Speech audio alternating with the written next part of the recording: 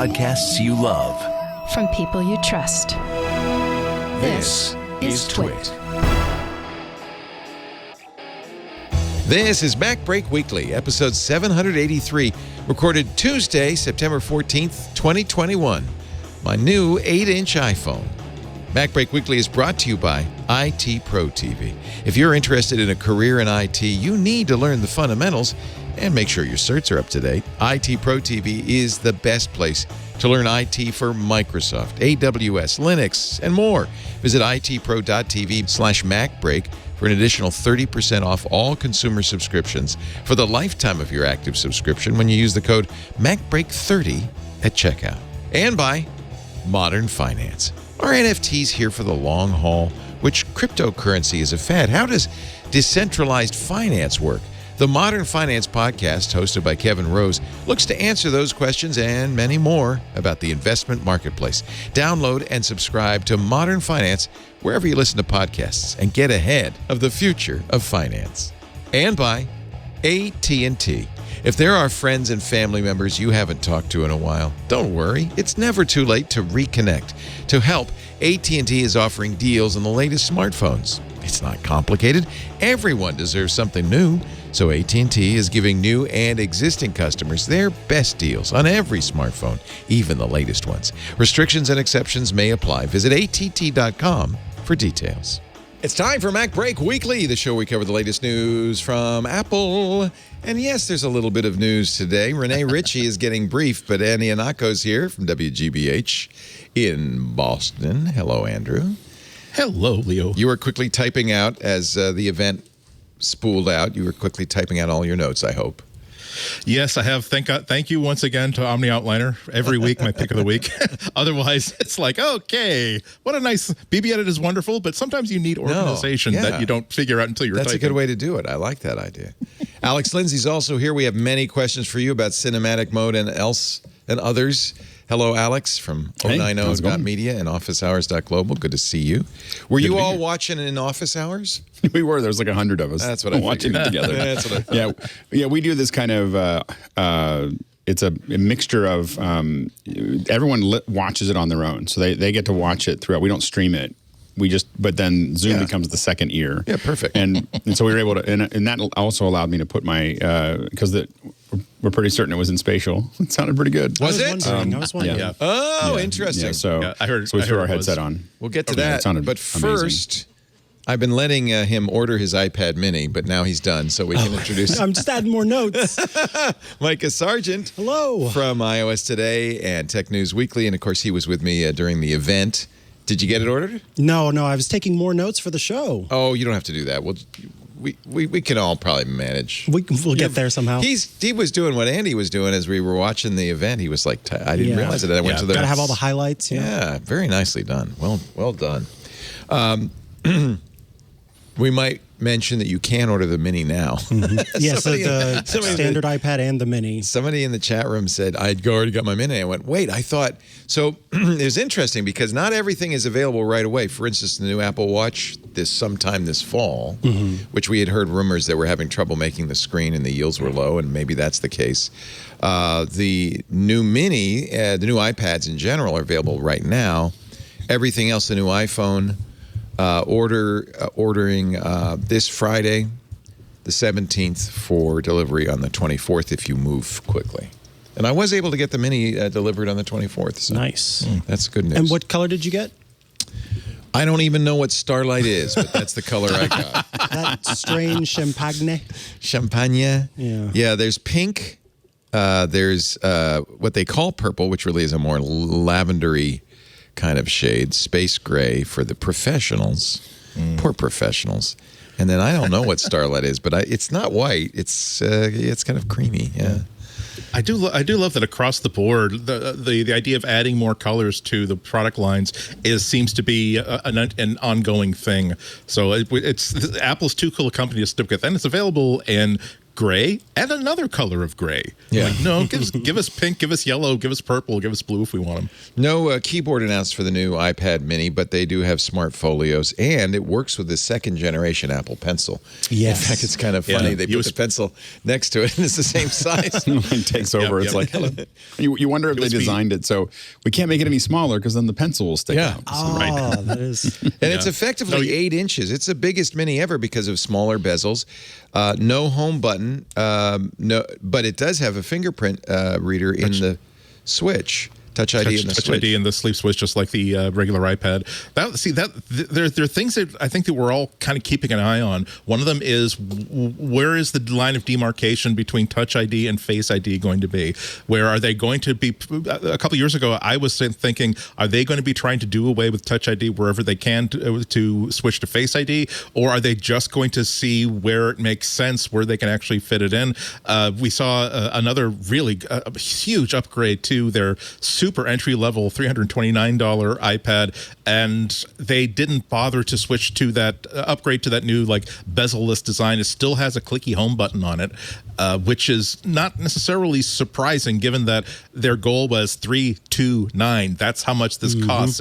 If doing anything better will cost us $333, we are not doing it because we are holding the line on that entry point, because that is for $329. It is one of the best bargains in even productivity computers that I can really think of. And they focused on the full-size iPad, the new base level iPad. They focused on schools, education, which makes a lot of sense. Very much so. Yeah. And with that, we kind of talked a little bit about the bezels, and I did get to thinking, those of us who many of us have like these bigger hands where we've got more stabilization when we're holding the iPad. You don't need as much bezel, but imagine a kid with these little hands kind of picking up the sides. They've got more room to work with there. So it makes sense, we're keeping the bezel around in that screen. And then also, just the idea of having a bunch of kids enroll and re-enroll in Face ID is kind of Yeah. So I could see why they're kind of keeping the standard button around. That might be a public perception, given that they keep saying, "Hey, no, we're not Google. We are doing all this stuff on device." But nonetheless, it's another thing that can break. It's another thing that they're going to have to have the kid talk to mom or dad, say, "Hey, how come I can't get into my iPad?" Also, I actually wonder, like, how does the fact that a child's face can change a lot over the 2 to 3 to 4 years of a device? I wonder how that would play into things. I've never actually looked into that. This has the iPads have the A13 Bionic chip, 2 generations old, but that's fine. And I thought it was interesting that the Mini has the Type-C connector. That's right. Type-C I forgot about that. So in a way, it's kind of like halfway between a regular iPad and an iPad Pro. Called it the Pro Lite.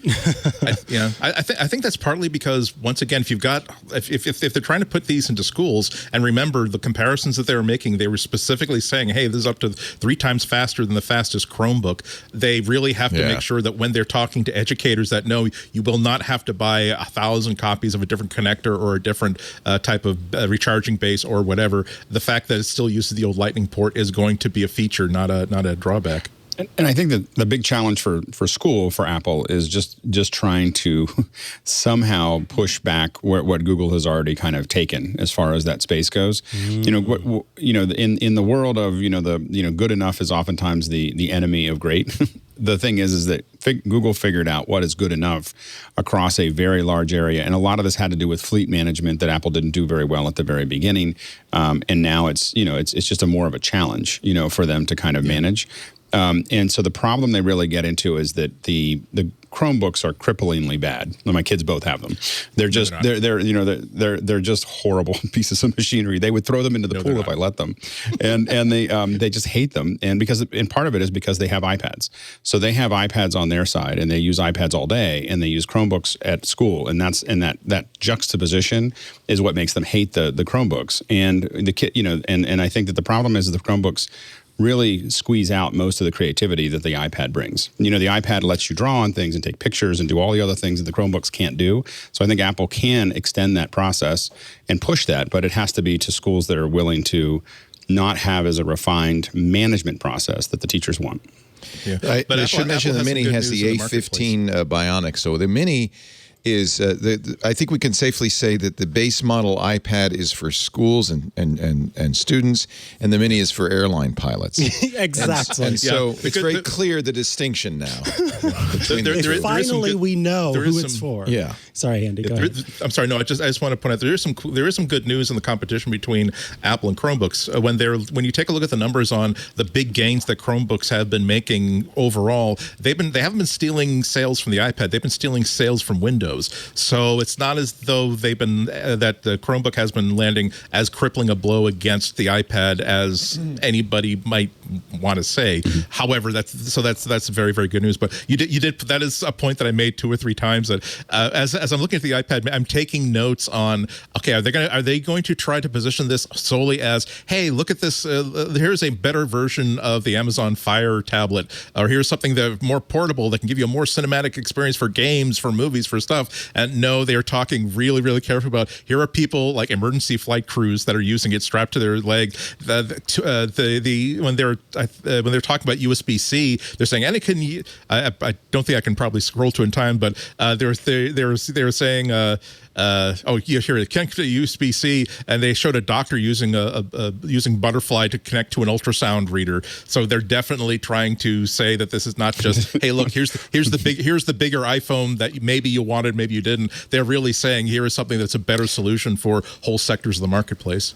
I thought it was funny that I was curious when I saw the ultrasound connected to the iPad. I was like, I wonder how much that costs. I couldn't find out. because that page was dead. Like I was like, it was like I wasn't. I thought to myself, I'm not the only one who thought that. Home ultrasounds. Let's all do it.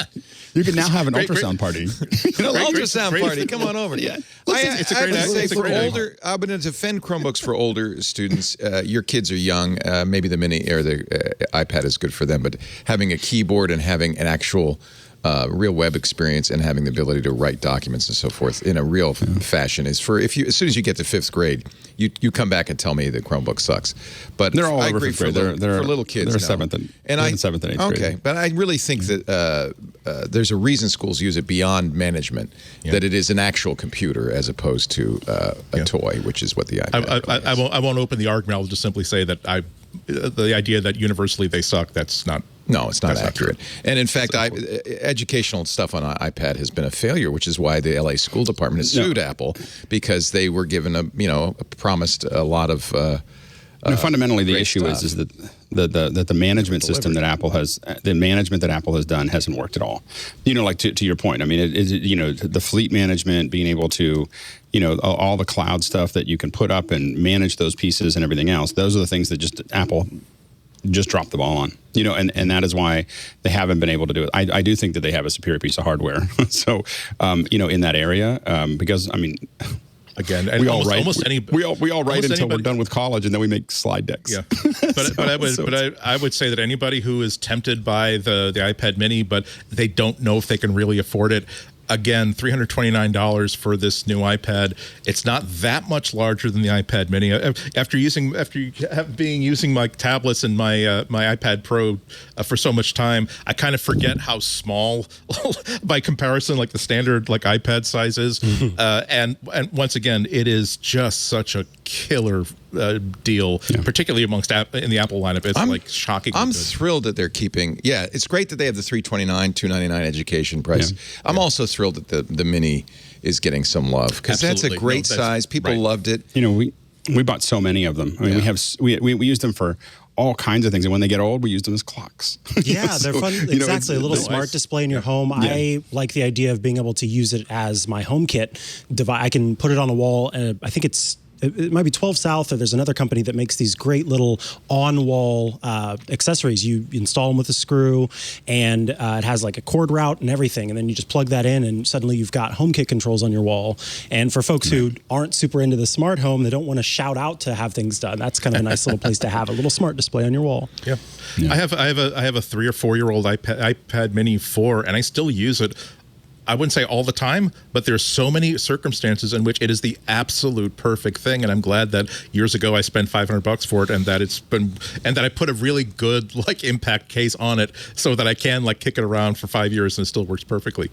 I think that new iPadOS 15 feature, the Notes feature, was 1,000% made for this iPad Mini. They even showed somebody dragging a note up. I mean, very from quickly. the corner. Imagine, because you do see lots of healthcare workers with their tablets, and they can be kind of unwieldy. So the idea of just being able to, I mean, especially with my monster hands, I'll be able to hold this iPad Mini in one hand, have the Apple Pencil in the other, and just take some quick notes as you move around, and it doesn't feel like it's so much in the hand. So I think we were both pretty excited about the iPad Mini. And it's not just marketing. I was in a helicopter in LA, and the pilot was it strapped to his thigh? No, it wasn't strapped to his thigh. It was it was connected to the helicopter itself. But it's how he was managing his whole, his checklists and his flight paths and everything else as he was looking through it. 8.38 inches. So I'm sure Apple's done a lot of research on just how small can you make this and still make it usable and legible. They showed multitasking. They showed the Notes feature. One thing they didn't do on this entire hour and 15-minute event is mention iOS 15 or iPadOS. We don't really know when those are coming. Presumably they will come. I mean, if I get I ordered the Mini, I'm going to figure it's going to come with 15 on it, but who knows? That's a thought. I mean, I'm surprised. I'm surprised they didn't even talk it up. They did definitely integrate talk about all the great new features, the highlight features of iPadOS and the new iOS amongst the demos and amongst the talk of the intro hardware features. But I was surprised they didn't. With all the time they already put into it, why not put 5 minutes into? Oh, and by the way, we're look at here is how much value all iPad and all iOS users are going to have with the great features of iOS 15. Because I think that the people that are going to be buying a new iPhone every year, no matter what, it doesn't matter what gets said, so long as there's a number that is incrementally one higher than the number associated with the thing that's already in their pocket, they're going to buy it. Everybody else is going to be very, very pleased to know that the iPhone they bought last year has added value, and it will help Apple to sell them the next iPhone or the next iPad after that. Well, this just in. Mikah scrolled a little farther down the page. iPadOS 15 arrives on the 20th. As well as iOS 15. I just checked the page there as well. Yeah. So, we do have a date. I guess they just didn't mention it. There was so much. They only had so much time, so I guess, I think you get into a sense of, wow, this is really getting long. I mean, when we work on keynotes, other people's keynotes, a lot of times you get to a point where you just have to start cutting things out because it's really long. Do we really need to talk about this, or can we just move on because we've got a lot to talk about? Micah and I were actually concerned because we were at the hour mark and they hadn't mentioned the Pro yet, and we were thinking, are they going to save this for another event or whatever? But I have a theory, and maybe Alex, you kind of mentioned this on previous events where you could see jump cuts where there would normally be a transition. I have a theory that maybe they make it a little bit longer, thinking perhaps they're going to be cutting things out, and in this case, everything that was they were ready to talk about everything, so they didn't cut anything out. So it was an hour and 16 instead. Yeah, the transitions were amazing. I mean, like the production value again is just gold standard. I actually love that they've gone outside Apple campus now. That was so fun. Yeah, I think that's really good. From all over California. Yeah. I don't know how they go back to the stage. No, they can't. They'll never go back to the stage. Absolutely. This is them saying, "Yeah, you know what? That's it." I did think it interesting that Tim's the home base for Tim was the Steve Jobs Theater with the big super display amongst it to remind people this thing exists. Sidebar: I do think that someone needs on Etsy or somewhere needs to start selling "And Now Back to Tim" T-shirts, because I will buy one in 2 different sizes. But on top of that, I started to wonder. I wonder if when they're using the exterior of the Apple spaceship as transitionals for a lot of different things. You think that they are doing that with drones, or are they? Did they a lot just of simply, drone shots here, right? Let's build a digital one Apple campus so that anytime we need that shot in any lighting, we can make it. Oh yeah, some of it did look actually CG'd. So there's a handful of places that are relatively easy to do CG. The transitions going in through the windows, that can be CG. But the thing is that there's so much foliage as a visual. Building that digitally gets really difficult. To have the foliage really to pull it off gets super expensive. So I think we actually looked at it pretty closely in office hours while we were watching it, and we think that those are LED walls. That's what I think too. Here, so the transition that really was the most interesting, and I think it's right here where we're leaving the Apple Fitness thing, and we go back to Tim, your T-shirt, and he is walking in a desert and then walks out of the desert onto, first it looks like he's walking on water, which even for Tim Cook might be a little challenging, but it turns out he's actually now back on the stage. That had to be, I don't know what, maybe I'm in the wrong spot. I got to, Yeah. Was it, no, it was, After that opening video. Is it? I do think in some of there was a transition there that I was pretty sure was green screen because it was really hard. Like if you did that, it was going from him. He was on stage and it went out, and I was like, oh, I think that they must have done that on green screen because it was that would have been really hard to match up. You know, they did a really good shot that could have been a drone shot because drone pilots are ungodly good. Especially the FPV, the first person view drone pilots. They can do anything. Here it is. So he's in the desert. That's Tim's. Well, maybe not Tim. Just somebody's Tim's feet. And then he walks out. So you know what? That's actually a pretty easy transition. They fooled me. People and buy a bag of sand. Yeah, like literally a bag of sand on the stage. Well, I don't know. I think that might have been a real spot. And then there's a cut, I guess, right? And obviously that's not Tim because they just show his trademark sneakers and jeans. And let's look at it again real quickly. I do love all this music being. We're gonna find out years from now it was Alex that was actually. Of course. See, there he is. Now that's the desert, right? Right? Yeah. That does look like. Yeah. And then how do they do that transition? I know. I figured it out. I already figured it out. You put a little mirror glass in the desert. He walks into that, and then you cut to Tim on stage. That's easy. When in doubt, it's usually the simplest thing. Right. It usually becomes, it's not as complicated. You usually try to do it physically as first. Occam's VFX. Before you do it. Yeah. Yeah. And I think that, and generally, I think Apple is more prone to let's do it in camera. Yeah, look, this is in camera. That's there. That's easy to do. And then they cut to this. And there's even a gap between the LED screen and this floor there. So, yeah. All right. Just demystified the whole damn thing. This is why that's why Penn and Teller will never tell you how they do it. But think about what a great series of long-term decisions that Apple has made, that we are talking about just how beautiful this event was to watch, just as a cinematic event. Product announcement, right? And it's a movie. It's and the thing is that we can watch them progress. The very first one was a little rough. And they've just taken it. They just keep taking it to a whole nother level. Yeah. And this one was at a whole nother level from what they did before. I could see a point where they had Tim on stage when they bring people back into Steve Jobs Theater. And then he's just throwing to one movie out of, that could be almost the setup is I'm going to have a whole bunch of videos that you're going to watch, but I'm going to keep on throwing you from the stage to tie you back in. I mean, I could see that as a model that they could use, at least in the interim before they just put a movie up.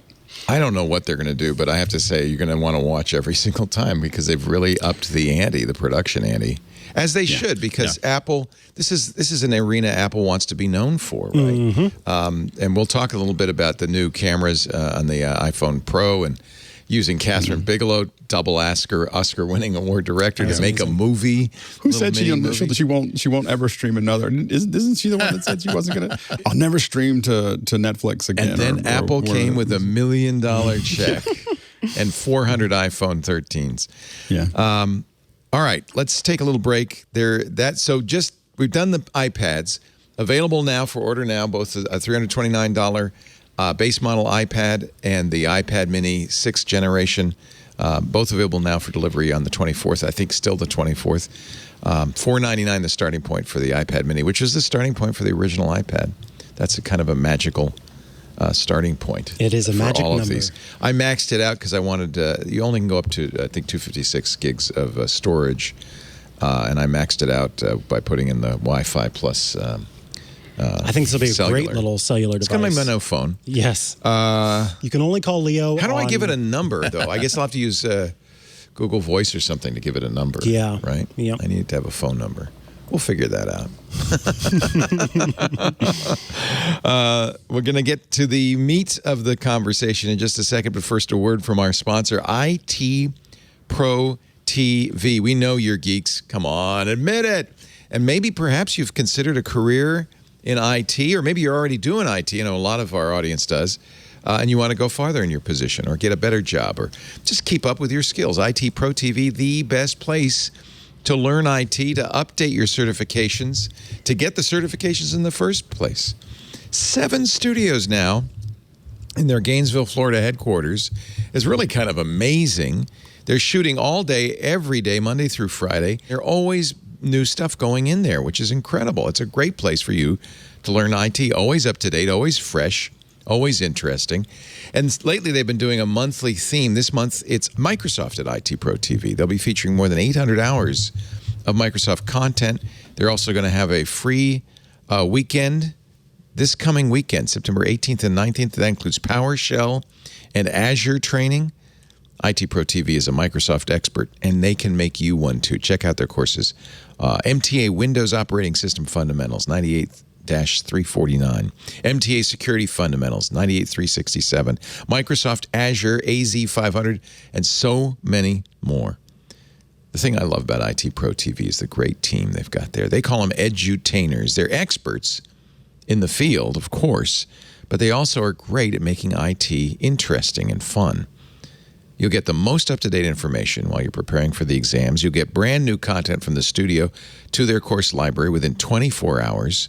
All the topics are divided into 20 and 30-minute episodes, which makes it easy for you to just, during a lunch break, watch one or two. And there's searchable transcripts for everything, too, which means you can jump right to the part you need to know. The edutainers are on staff, so they're always there anytime you need assistance. On demand, you can watch it on your computer. You can watch it on your iPhone, your Android device. They've got apps for both. You can, of course, Chromecast it, but they have a Roku app, an Apple TV app. It is very easy to watch. On demand, worldwide, IT Pro TV. If you're ready to get a better career in IT or get your first job in IT, learn the fundamentals. Make sure your certs are up to date. Go to itpro.tv/MacBreak. The code is MacBreak30 for 30% off all consumer subscriptions. itpro.tv/MacBreak. The offer code MacBreak30. That gives you 30% off as long as you stay active. That's all. That's forever as long as you stay active. IT Pro TV.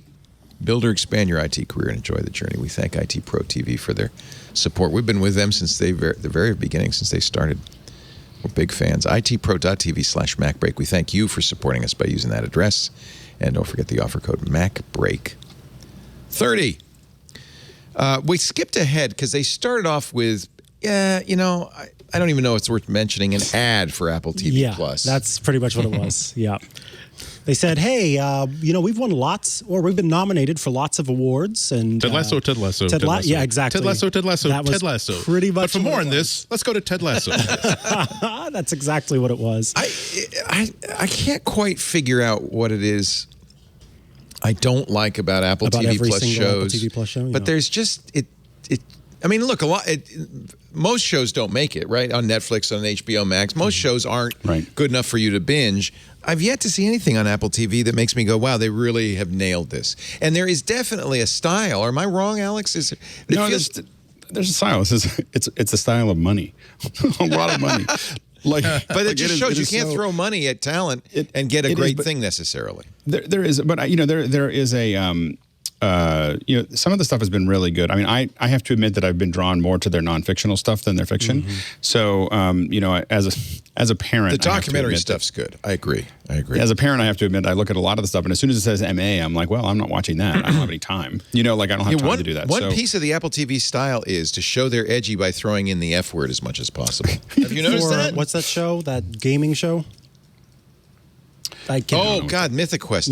Oh, what a piece of crap. Mm-hmm. But even in the morning show, it's like they would swear every 5 minutes, like it's as if to say, see, we're edgy. Ooh, we say the F word. And it's like, no, you're not edgy. You're not. So but I thought that I think it's kind of see the music. It's one of those things that it's not, they didn't hit it out of the park. Yeah. But it was a solid show. Like it was about, I think Mark Ronson takes you through this kind of weaving thing where he talks about, and he just got a lot of budget to do it. So it just looks really nice, and they can go and talk to all the right people and pull all the stuff in. And there's just a lot of things that would be very hard for a normal documentary in something that vertical. Hey, let's talk about synthesizers and auto tuning and, sampling and distortion. So for me, I was like, I can't believe I get a show produced at, that level about something very vertical. So I was excited about that. And I love Tiny World. I mean, I just think that they just they just spent all the money on that thing. And so I enjoy the fact that there's not a lot of rough things to watch from an audio visual perspective, but I do agree with you that they don't hit it 100%. Like it doesn't close up, for me. And I barely watched any, like it's like the Mark Ronson one is really good, but it's not great. Like it's a little, they're spending billions, like billions and billions of dollars every year to make content, and you could see that. I have to say, season 1 of Ted Lasso, I 1,000% enjoyed. So I was on the hype train after I watched it. In fact, I've had friends who, like, the last thing they'd ever want to watch is a show about football, soccer, depending on where you are, and loved season 1. But I have just not. I feel like with season 2, because of, as Andy was talking about, Ted Lasso, it feels sort of artificial now. It's like when they take this is not a very good comparison, but you take something and you gild it and you just cover it in this seepy gold, and you just. That's why. That's how this feels. There's something inauthentic I felt in season 2 that I didn't get in season 1. I don't know. Mm-hmm. I think that they're in danger of trying to make people feel guilty for not loving it, and it's a terrific show, but it becomes a thing where, God, could I hear a little bit? It's the same stuff that I get about a lot of the Disney stuff, where the announcements are stuff that I'd be very, very interested in, but I can't not be hearing about the Easter eggs in the new What If series, and I kind of want, the last thing I want to do after a day of reading about stuff like that on my Twitter feed is to actually see more of it on actual Disney Plus. So maybe they could be in danger of too much success. Who knows? It's just also hard to do really great stuff. I mean, it always has been. Yeah. You can have lots of money. You can hire the best people. It's just hard to do. TikTok will always beat you. Yeah, unfortunately. Well, the funny thing is that, and the worst part is my family, we're sitting there watching Person of Interest from season 1. And then we finish that and we're like, okay, now let's watch some TikTok, and then we go to sleep. That's kind of the evening. So we're barely even touching some of the new content unless it's really, really good. And I think that's going to be the challenge, is that I don't know how the middle of the road kind of content continues to survive, because if it's not really good, I've got a whole back catalog that's the problem. From a whole bunch of services that I can just go to and just sit in that season for the next 2 months. I don't know, I can't put my finger on it. There's just something constipated about the content, as if Apple's like watching, Yes. It's like, it's just, there's always just sort of it just feels like we can't really, they are starting to acquire more catalog content. In fact, maybe your kids will be happy to hear that they've acquired Yo Gabba Gabba. I think it's a little young for them. Okay, I don't even know what it is, but they bought the catalog of classic episodes and are ordering a new. I don't know if they'll be happy, because then it could mean that they don't get to see it as much, because they have to have an. Yeah, they took Peanuts kind of away from all of us. Yeah. Luckily, they rolled that back after they got some blowback, but they were originally planning on keeping it kind of where it was. So, yeah, I think that. Here's the thing. Obviously, all of us who watch the shows that we watch and enjoy the things that we enjoy do not necessarily have our fingers on the pulse of what the everyday person likes, because I do still see a lot of people talking about Ted Lasso and enjoying Ted Lasso. But outside of Ted Lasso, I really haven't seen a whole lot of talk about the other shows that Apple has come out with. And it does make me worry if it's kind of like putting blinders on a horse. They're going to focus so much on Ted Lasso and try to keep that going that all the big other shows just sort of go out. Of course. And we'll see what happens. But the big play, the all-in that they've done is Foundation. Which is going to be spectacular. Y'all are worried about that. Spectacularly good or spectacularly bad. Yeah. But I don't think it's going to be somewhere in the middle. I think that they spent all the money on it. Their problem has been that everything's been not quite. So, either fail spectacularly, if it's another Dune, I'd be happy, right? Fail spectacularly. I wouldn't be happy. The movie, David Lynch, Dune. All right. I've heard really some people good like things David about Lynch's that one. Dune. I'm not one of them. But it's challenging because, like Dune, you have this very big opus that has sweeping themes, and the most challenging part is beloved. That's by a group of people. It's not like Wheel of Time or even Game of Thrones, where yes, they're fanatics, but it's not widely beloved. It's a challenge. But I think that And I think Foundation's a series, right? It's not just a single movie. So this is the big has to be a advantage. series, yeah. Right. So, but this is the advantage that we have today with subscription services that we didn't have before. And I think this is why we're going to see this continue to move the big products away from theaters and into subscription because it makes way more sense. You can flesh out all the characters. You can flesh out. You can like the Marvel thing is always like we're going to give you a great number one. Number two is going to be pretty good. 3, 4 are going to be horrible. We didn't spend any money on those. And then 5 and 6, we build it back up so that you remember it and then you want to come back the next season. But it's like, but there's a whole arc that they just kind of work through things, you know. And so, but they're like the season, you know, 3 and 4 are always the character building for the season. Like it's not that exciting, but you need to know these things about these people, and then we'll pull it out. But you can't do that in a movie. No, I agree. You can't do that in 2.5 hours. You can do that in 6 hours or 7 hours or 20 hours or, you know. I wonder what the budget, do we know what the budget was for Foundation? It's got to be all of it. All of it. Like billions. As a visual effects person, I look at the background, I look at the behind the scenes, I look at the sets, I look at the visual effects. I'm like, holy smokes. Are they doing it Mandalorian style with the LCD screens? Or? I don't think so. These are more practical and... It's a mixture of it. CG. But you look at it, but I mean, I don't know how much they spend, but I can tell you, just looking at the behind the scenes, you know, it's just an insane amount of money to do that production at that level for a series. So you have what is that from? So this is from Market Research Telecast, but I've seen it in a few places. They interviewed David S. Goyer and asked him. Oh, this was in the Hollywood Reporter talking about it, and he said 2 episodes cost as much as a movie does for Foundation. That's about right. So it's 2 hours. It's an hour. What kind of movie? Oh, that's a good question. Kind of movie? That's a good question. Like it might be like, you know, Pirates. 2 episodes might cost the same as Pirates, you know, or Star Wars, you know, or does it, you know, so that, yeah. Or Waterworld. Oh, I didn't know that he works on Sandman. I have high hopes, and I also very nervous because I love the novels. So. Then they went to the watch, and we had heard rumors that the watch, there was something about the watch, it was going to make it hard to make in quantity, perhaps the new screen. I guess that's the case because all Apple could say after selling us hard on the Apple Watch Series 7 is available later this fall. They show me a green watch and they don't let me buy it right away. Damn, this is a travesty. I thought one of the stones hitting the watch, you know, close. What a great up. way to start, yeah. And then the best part is it's cinematic and it's all hitting and exploding, and then it cuts to the outside and it goes thunk. Yeah, just quiet. That was so great. well done. Yeah. IPC dust proof, which is the highest level of dust proof. Yep.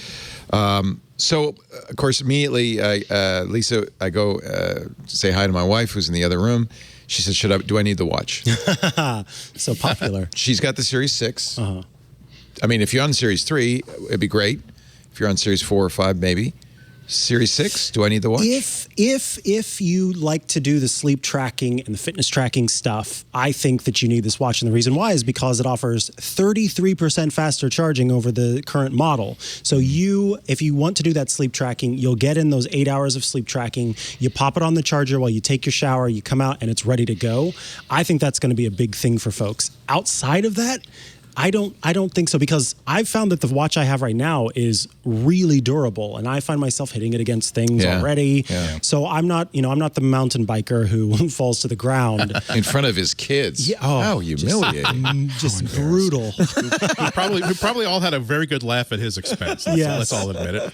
But it did address something that a lot of people have been complaining about, that if anything to make this device more durable and easier to resist, if they're encouraging people to be super active with this watch, then people are going to be super active with it. So dust resistance. And they also mentioned, by the way, which was interesting, that they add that the screen is now more impact resistant. And here I'm holding for, okay, what new display material technology are you using? But they appear to be saying that because the display is now curved, the curve that's in that display is architecturally adding some strength to it. I thought that was interesting. Yeah, we'll hear how they explain that in more detail later. But that's definitely the fact. There's a really, really big market for external cases for your Apple Watch, which I initially thought was just ludicrous. But now, yeah, I've seen too many people say, "Oh my God, thank God I had this $20 plastic case over my watch because it just got absolutely destroyed, and my watch after 3 years is still absolutely perfect and free of scratches." Well, we do know round is durable, right? The arches are, that's an arc. There's a materials science element to that. I forgot the other thing, the reason why you might want this one is if you have a Series 6 and you like the always on display, but you have trouble seeing it, it's 70% brighter than the Series 6. It was really cool because they weren't even coy about it, because they actually said, which makes it easier to surreptitiously see what time it is when your hand is like your beneath the arm table. is down. Yeah. They use the word. Let's face it, it's exactly what. Yeah, they made a lot of. It doesn't seem like a huge leap forward, but they at least laid the groundwork for this larger display, being able to enable like a new watch complication that has two rather large data complications instead of just one, that can put more larger tap targets for buttons, that they also highlighted, hey, look how big this keyboard is. You can actually tap on the keyboard or swipe. Well, that remains to be seen. Exactly. But they weren't just. They're at least saying that this isn't just, hey, look, we just decided to do this for the hell of it. Here are ways that's going to make it materially better. And of course, it's going to be up to independent reviewers and observers to see whether it actually delivers. But I'm glad that they didn't just say, hey, look, just for the hell of it, we decided to make a 44mm version that's incompatible with all existing bands, just so you can flex on your thing. No, that's good. I'm really glad. Yeah, we didn't get that flat-edged watch that we kept seeing in renders that I know had rumors were just wrong on this. They were very wrong. They always look weird. Do you really want like a hard edge cutting into your wrist like that? No. In fact, it's quite the opposite. They made this softer. Yeah, they were really very clear about the smoothness, and then that refracted edge glass that makes it look like the text actually comes up to the edge. I kind of like that, especially with that face that they showed with the numbers where they get bigger. It actually curves around. Yeah. Can't wait for Renee to get to talk about the new Hermes. Two new Hermes. I saw that. Yes. One now leather links and another that's like a woven cloth sort of thing. We'll know how well Renee's doing if depending on the number of those he buys. Still offering the Series 3 and the Series 6 and the SE. So. Actually, no, that's not right. They'll still offer the 3 and the SE. I don't know why. Right, but the point is that I love that across a theme, like you only see that little quick flash of a card that shows the entire iPhone lineup, the entire Apple Watch lineup. How many years and I'm still saying iWatch when I'm not thinking. Yeah. Now I'm saying that I'm right and Apple's wrong. But I love the fact that they are keeping the older hardware in the product lineup so that the minimum buy-in on an Apple Watch is $199, and that still gives you a watch that will, at the minimum, compete with any $200 to $300 fitness watch you'll find out there, and in many cases will just kick the butt of nobody who's an iPhone owner who's considering a $150 or $160 watch is not going to be seriously tempted to simply want to just spend $40 more instead of getting a Garmin or a Fitbit. I can get an actual Apple Watch that does so much more with my iPhone. So I'm glad that they're still allowing you to spend $399 for an inexpensive iPhone, $329 for an inexpensive iPad. It's a turnaround from one of my complaints from 5 years ago. They're getting very close to the point where this is anyone who complains that Apple only makes hardware for elitists, like only makes hardware for rich people, is kind of antiquated. Kind of like saying that, oh well, there's no software available for Macs. Like, dude, that hasn't been true since after the Clinton administration. Get with a program. I think they spent some time selling probably the number one selling point for an Apple Watch, which is Apple Fitness. I was going to say the number one. The time. The timer. No, the timer. The timer. I do use that so much. Really? Oh, okay. Timer, remind me, timer, remind me, timer. But I will say to go to Apple Fitness, it is the best. It is so good. It's so well shot. It has come of age. Leo and I are getting ready for snow season with the features. It's really come of age. I think it is now a full offering. And you know, the remote fitness companies like Peloton have done phenomenally well during quarantine. Even despite the safety issues they've had. This Yeah. length of the year. So I think this is a very good category for Apple to be in. And you can do it without an Apple Watch, but this sells watches. I mean, it really does. Can you do it without an Apple Watch? I thought you had you needed to register. I believe you can do it on the iPad and I think you can do it on the iPad without an Apple Watch. To do it on Apple TV, I think you have to have an Apple Watch, but don't 100% quote me. No, on you that. can do it on the iPad without the Apple Watch, but the TV is a watch thing.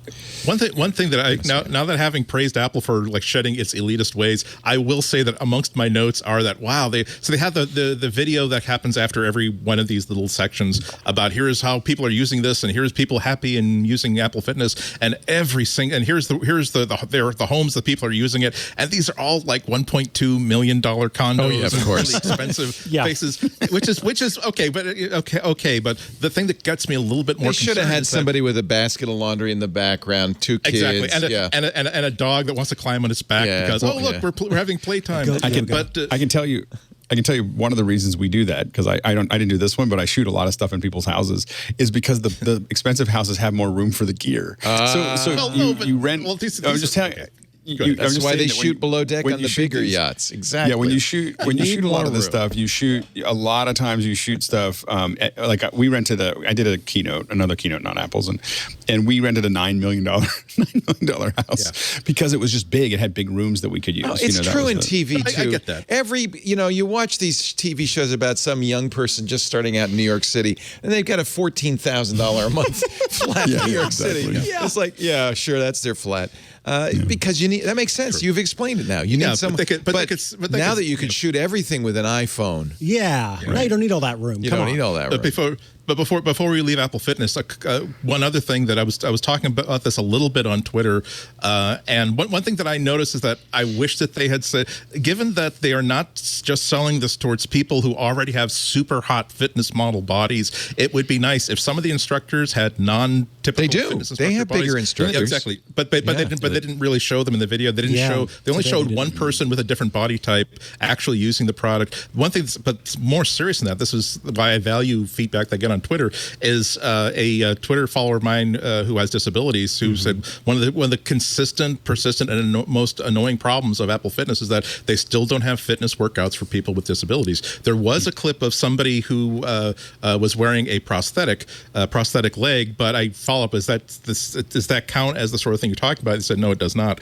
So that's certainly something that I hope that Apple addresses. If you want everybody to be healthy, you can't just start with the people who already have, like this is Sparta type body types. Right. You really have to go for people like me and people like. And my mom, who's 88, does Apple Fitness, and there's enough chair workouts that she can do those.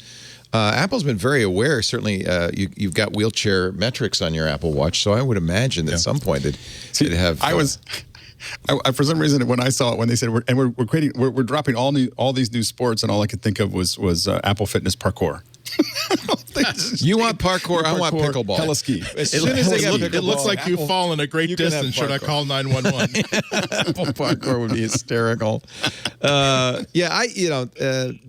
It's just something to keep track. Yes, it's something like there used to be this used to be like a 2 yoga studio town neighborhood. Literally, like across the street there was one yoga studio. Down the street there was another one. The one that's down the street, their Instagram was all about, "Hi, we're all beautiful people in skin tight black leotards who look beautiful doing our yoga." The one across the street was, "Look, any body shape, any body type, come on in. Yoga is for everybody. You won't get, even if we have a mixture of people." And that was the yoga studio that I wanted to give a try to, because I knew that they wouldn't just say, "Oh, when we said 4 free lessons for $30 for initial people, we were referring to people we want in our studio. Maybe you want to go to the other studio down the street." So I just think that it would be a very, very positive thing if Apple really wants to reach out to everybody to not only make this findable stuff within the app, but also when they're making a 2 or 3 minute video that they're showing to everybody as a highlight of here's why Apple Fitness is great.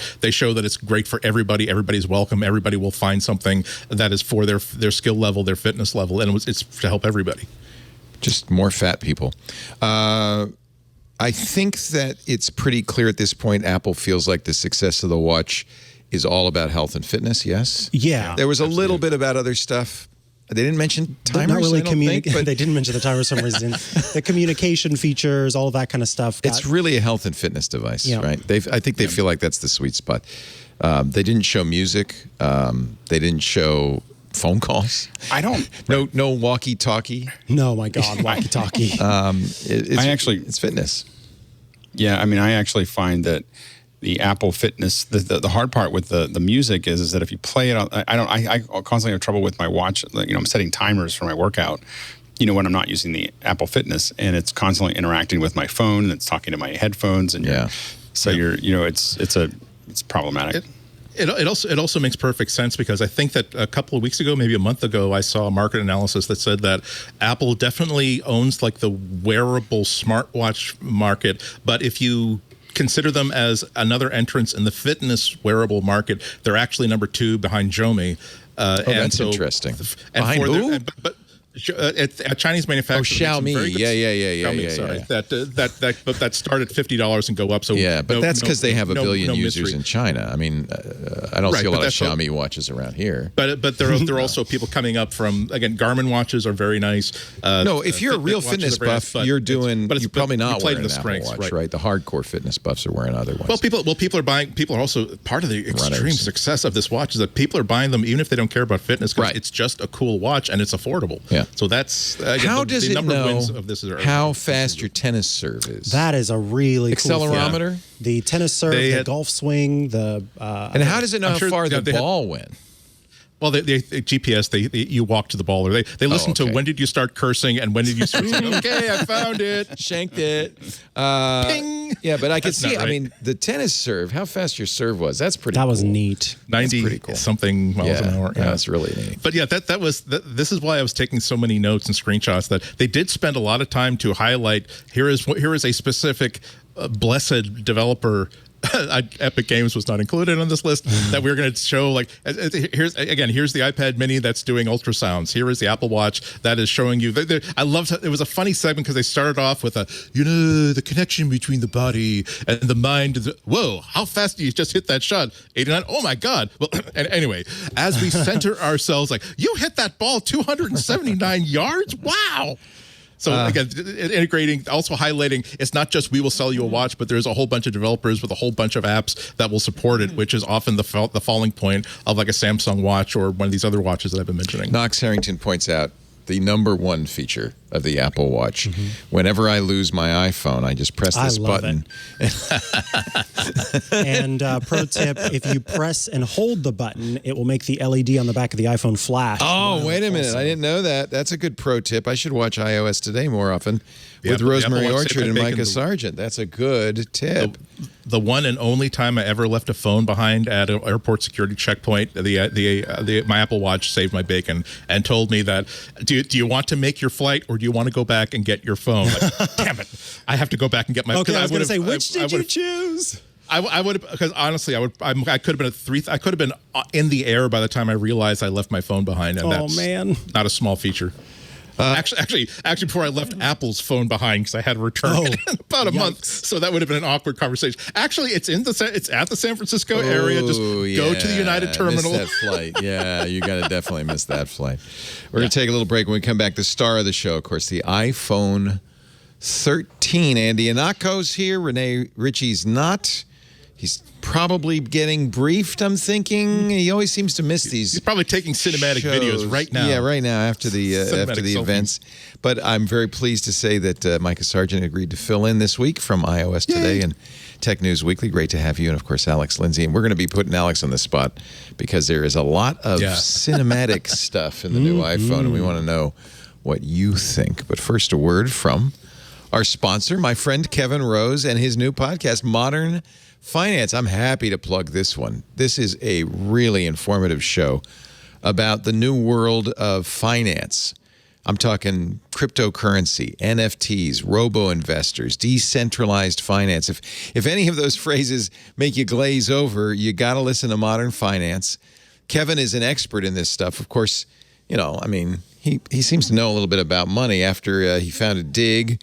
Took some of the money he made from that, invested it in some other great companies like Milk and Pounce, and some little known companies like Twitter, and we're just starting up, and he's done quite well in that. Listed as a top 25 angel investor by Bloomberg, one of the top 25 most influential people on the web, Time Magazine. He's also at True Ventures, where he is currently he's got deal flow, man. He's always finding out about the latest and greatest stuff. And whenever I want to know about something, I always ask, Kevin, what do you know about this? And he always knows. And that's why I love Modern Finance, the crypto show for the novice and expert alike. And I have to say that it's great to get your feet wet and learn about this stuff, but if you're already all in on Ethereum and NFTs, you will love Modern Finance because it keeps you up on all this stuff, completely explains it, introduces you to some of the most interesting people. Kevin interviews top tech experts, entrepreneurs. What they do is they do two shows. There's a consensus episode that explores the news, distills it into digestible information. And then the other episode of the week is deep interviews with crypto founders, NFT artists, people who are actually on the cutting edge of this stuff. If you want to know what's going on, if you hear these terms and you're saying, what does it mean? Is it important for me to know about? Yes, it is. And this is the way to learn Modern Finance. You listen to it every week. You'll find it on every podcast platform you can imagine. You can also go to modern.finance on the web. Listen there. 10 years ago, some people called cryptocurrency a scam. 5 years ago, people thought it was a fad. Now it's already $1 trillion market and growing. The Modern Finance podcast helps you make sense of all the coins, the NFTs, the chaos. Equip yourself with the knowledge of where things are going. It is not, I have to say, it is not easy to understand the financial landscape, harder than ever to navigate, but you don't have to do it alone. Download and subscribe to Modern Finance wherever you listen to podcasts. Modern Finance, wherever you listen to podcasts. Don't be the last person on the next train out. Listen to Modern Finance. Get ahead of the future of finance. I listened to episode 1 of Modern Finance, and it was like a light went off. I get it now. I understand. All right, thank you, Kevin, by the way, for supporting MacBreak Weekly. That's really nice. I really appreciate it. Let's talk about the iPhone. As expected, there are 4 models. The Mini did not go away. I thought that was maybe on the chopping block. Mm-hmm. The rumors were the Mini did not sell well in last year's model. But they're still offering it. I think if there is a problem with the Mini, is that it's so close in price to the iPhone 13. Yeah, you might as well go up for most people. Anyway. Yeah, or it's for somebody who wants a little phone. Yeah, but it's not that little. You really want that tiny phone. And there are little phones that are less expensive. I don't know. I think it might be a tough niche to fill. Mm-hmm. So the Mini and the 13 all share similar features. They've got True Tone. They've got very bright, 1,200 nits of brightness. They'll have, of course, the new processor, the A15 Bionic. This is the 5-nanometer process that TSMC pioneered for them. They are increasing the number of cores. It has, 4 efficiency and 2 high-performance cores for a total of 6. Yep. The GPU, 4-core GPU, 16-core neural engine, supercomputer in your pocket. Exactly. But that's always, right, every year. Yeah, you got to do that.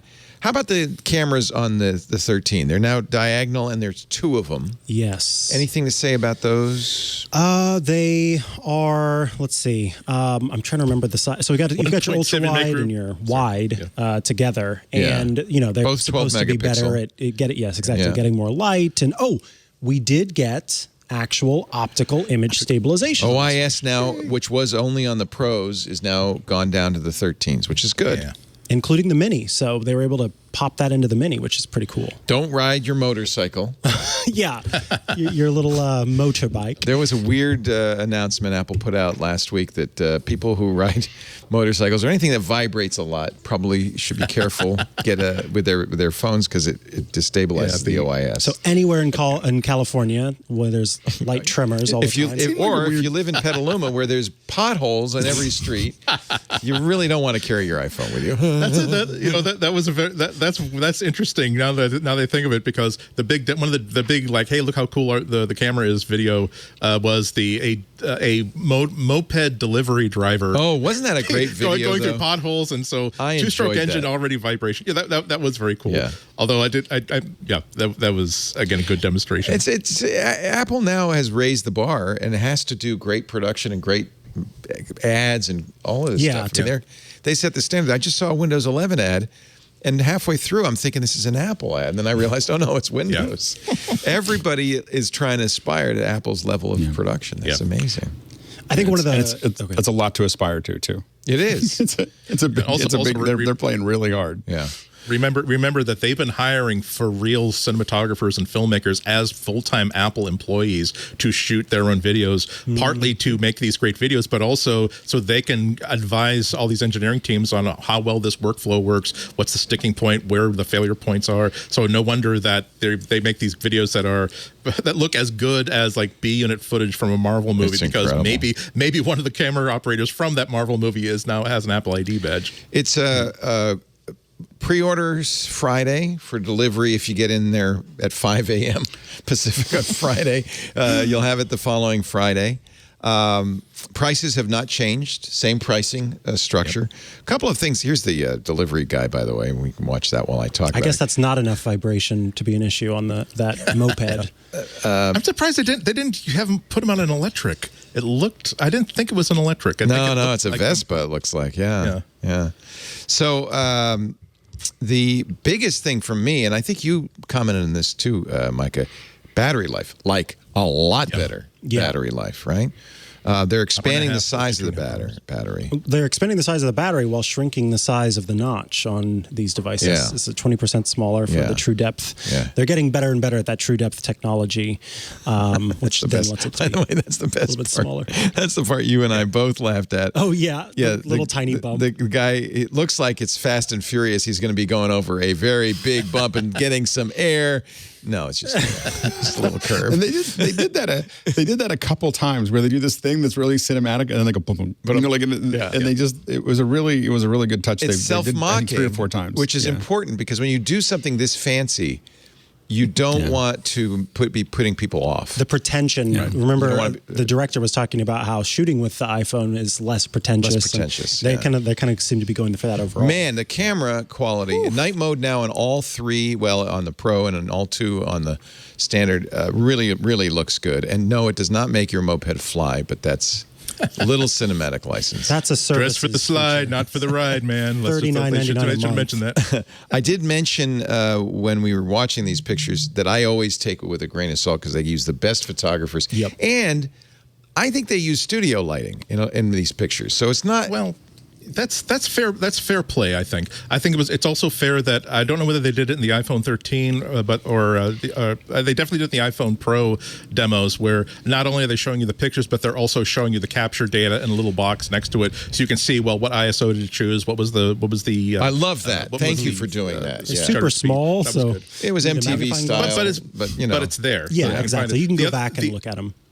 The other thing that I think that we should all notice is that they did a really good job they didn't call any attention to it, but all of the demo photos were showing a really wide range of skin tones.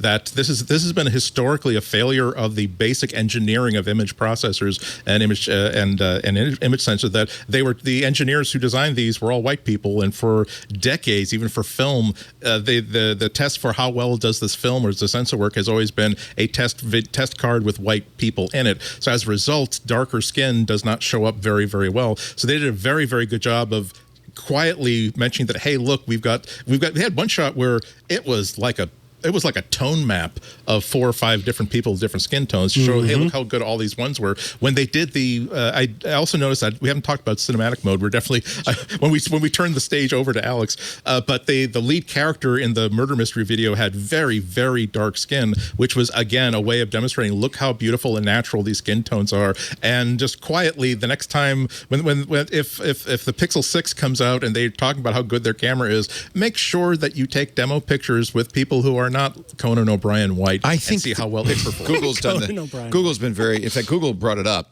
Exactly. So I think this is. Apple didn't mention it, but you're exactly right. I actually brought it up during this stream. There are a lot of people of color in their images. This is the multi-cultural picture that you were talking about, I think, Andy. And everybody looks great.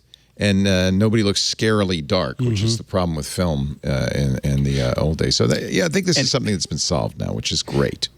And it just keeps on getting better. I mean, when you have that many engineers working on a camera, it is just insane how fast every time we move forward with all the cameras, I would say, most of the top, both Android and iPhone, but it's just amazing there's times when I take pictures now that I just randomly take a photo with my camera, I took some photos in the shore in Hatteras, and I was just stunned, by what I was getting out of my phone. At this point, especially if you get a Pro, I'm feeling like you don't need to bring your camera kit anymore with you. That you have the zoom, you have 77 millimeter zoom, you have a wide angle. I still bring it.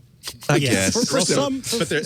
I went control. I was going to say, I went on a 18-mile hike over the weekend, and I thought about because it was to Alamir Falls, which is one of only 2 tide falls in all of North America, which is a waterfall that falls into the ocean directly. And the Alamir Falls hike at Point Reyes is like 18 miles, 9 there, 9 back. And, I thought I might want to bring my camera because I really want to capture some good photos of it. But when you're hiking 18 miles, you also don't have all that extra weight with you. So I just brought my iPhone 12 Pro Max, and the photos and videos that I took with this thing, exceptional. They look awesome. I'm really happy with them, and I didn't have to pack that extra camera. This, I'm super pumped because now I've got a macro photo. That was a big announcement. I gasped. 2 centimeters. Yeah. 2 centimeters. I love focusing macro. on that. That's amazing. That just like the ultra wide opened up a whole range of photography that people were kind of accustomed to not being able to do. Like, again, I'm in a beautiful, like a lot of the rooms at the Boston Public Library, there are murals that go all the way around, and not having to choose, okay, which little part of this do I want to take a picture of? But if you have ultra wide, you can actually get a sense of the space. Also, you can get everybody in the picture when you're at a restaurant together. This is the same thing that's going to happen with macro photography. That there are times when there is something that maybe you don't want to see what I color this CC Fly has. Maybe you just want to take a close picture of somebody's engagement ring. That's you no longer have to be remember the market for this is not pros as much, even though they push it. It's for normal people. What do you think, Alex, about the styles? Because this feels like to me Instagram filters. But with dials. With dials. So the thing is that I felt like when they did Pro, they were grasping a little bit. So it was like maybe, it's kind of like the Pro is going to love this. I was like, well, maybe the Pro might be entertained by it. But I was all pros carry. Historically, pros have always carried a point and shoot or some simple camera in addition to their their Canon 1D. I didn't. There was like when they say pros will love it, I think of like Filmic Pro. I think about that's who's going to love it. Like there's a lot of control. Apple software, in other words. So so the thing is that but I there's what was really interesting was the fact that you can sit there and dial something in. This is the way I like my photos to look, and instead of having to process it every single time, to look like that, it'll just do it that way. But it's not just some built-in like watercolor or gray or silver or whatever. You get to design your look, and I do think that they had a point there. If you're putting stuff up on Instagram, if you're putting stuff up on Facebook or to your friends or whatever, and you have a certain look and you are particular, you can set that, and then you're just shooting things in the look that you like or the look that you want for that show. And I think that's really powerful, especially when you think about shooting and posting really fast and not having to do any kind of post process. And also again, there's another one of those things where they said a lot of words that are syllables. Definitely, they were definitely a string of syllables. We have to wait for a couple of weeks to see what they actually meant. But they did mention that it's not like an Instagram filter. They really are allowing you to have an influence on the actual pipeline inside the hardware for how it processes photos. And it's not just about, hey, I really want this to be. I want the blues to be really really wacky, and I want the highlights to be really really weird. Oftentimes, pro photographers, even when they're just taking snapshots, like at a family wedding, just for fun, or they're taking selfies of their own food, they still can't help but see the photos with their own professional eyes. And so many times, when a professional photo blog reviews a phone, they'll say, "My God, when will Apple stop like over sharpening every single picture that comes out?" And now you'll be able to say, "Look, don't over sharpen it. Like turn the sharpening down a little bit." And if you really do like the sort of Fuji versus Kodak look, you don't have to post-process. It will be part of the ProRes, part of the camera, part of the RAW file that is going to be baked into every single backup you make of this photo for the next 10 years. It will be a little bit of focus is not terribly sharp. The greens are not super punchy, but the blues are a little bit crispy. And if that's the way you like it, you can set that as a mode. And like you said, set it and forget it. You don't have to keep doing this over and over. So again. These styles are kind of interesting because it is essentially filters, but they say it adjusts in the right area. So the skin tones don't get adjusted, but the background gets adjusted. And you can choose this and save it. And then you can see you have dials, as you said, so you can tune it. And then you can save it as your style. Yeah, so you make your own personal style. Which I think is interesting. And then you can up it or down it. Yeah. I think about... That's for amateurs. It's not for pros. But I still think it's interesting. You think about, but particular amateurs, and the thing is that Apple one of the things I was just talking to a friend of mine who's a colorist, a couple days ago, and that's what they talk about is get the skin tones right, and then everything else people will put up with just about anything you would do with the photo as long as the skin looks like it belongs there. So. Right. You get that even with infrared photography, that where you've got the weird red trees and everything, but everybody looks okay in them. Yeah, that's interesting. I hadn't considered that. I like this. I like the styles thing, but I think like with what Leo said is how I tend to feel. I want that photo taken in RAW so that I can make those adjustments later and make sure I'm capturing what I want. And you have halide too and things. So you have options. Lightroom is a game changer. Lightroom. If you like things the way you like them, the Lightroom is going to give you what you like. The front-facing camera too has changed quite a bit. In fact, it's more and more powerful, which I think is interesting. Now has night mode selfies, smart HDR4. Deep Fusion is in the front camera as well. Yeah, that's something we didn't talk about with the iPads that I thought was interesting. They've really shifted from, hey, this is a selfie camera that probably aren't going to use, to, no, this is now a really important part of the whole experience because this is what you're going to be using for video chats and for meetings. So we're giving you that ultra wide lens. What do they call that feature where it centers on you? I love they that. love that feature. Yeah. I think people really like that feature. They really love to talk. That's like the Ted Lasso of camera features. Yeah. I will say that I feel like the center stage does a little too much headroom. Like I agree with you. I've noticed that too. Can we talk to Apple about that? Yeah, it drifts.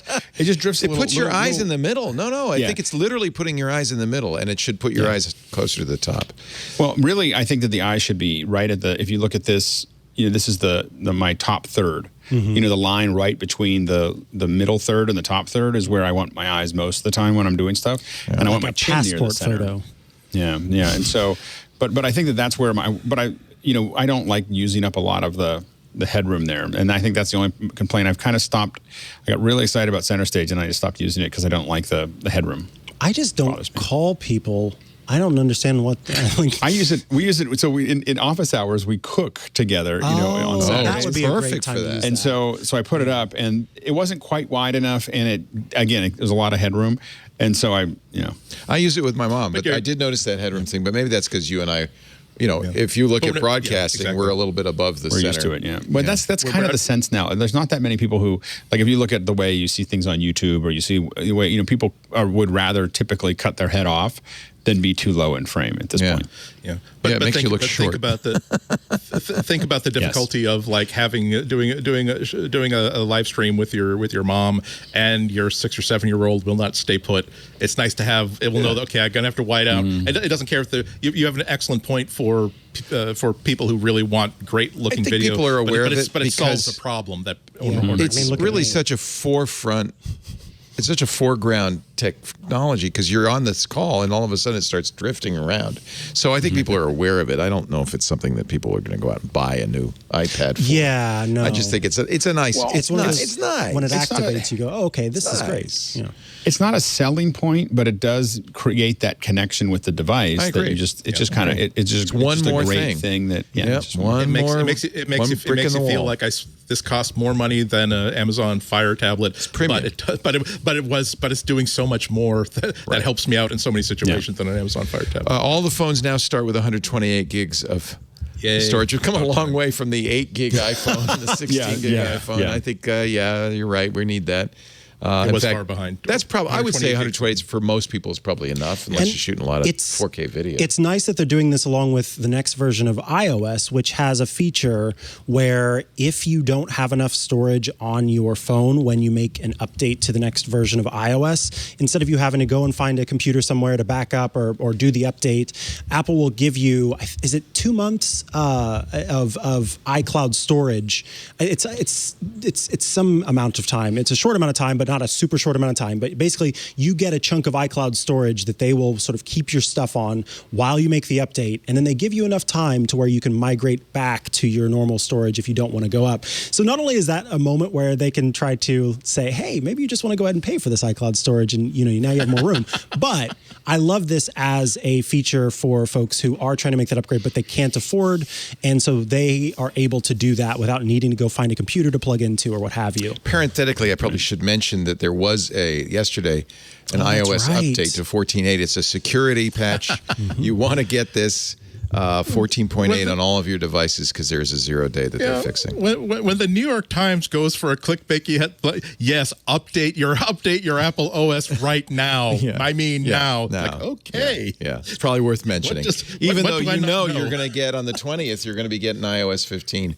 Even though you might want to, Between now and then. Solve the old security holes before you install the new security holes next week. That's my belief. The Pro models come in 6.1 and 6.7 inches. I think that's exactly the same as before, but you get a little more screen because you have a little bit smaller notch. I don't think any changes in the bezel. I really do wish they'd put that fingerprint, that Touch ID reader in the switch there. But that's something I've been really thinking about. That how committed is Apple going to be to continuing Face ID? Because certainly people wearing masks threw Apple for a loop, just like it did everybody else. It made that feature a lot less useful than they thought it was going to be a few years ago. And it looks like we're going to be stuck with masks for a good long time. And also, if you took a poll of there's so many of us that have had the experience of having phones that do fingerprint ID and some that do Face ID on lots of different devices, and I can't honestly say that I prefer the Face ID on my iPad Pro to a Touch ID. I can't, or anywhere else. It's nice, but if they decided to simply give back the screen real estate and put a fingerprint reader on the sleep wake button, I don't think I would be at all upset about it. I think I'd like to see both.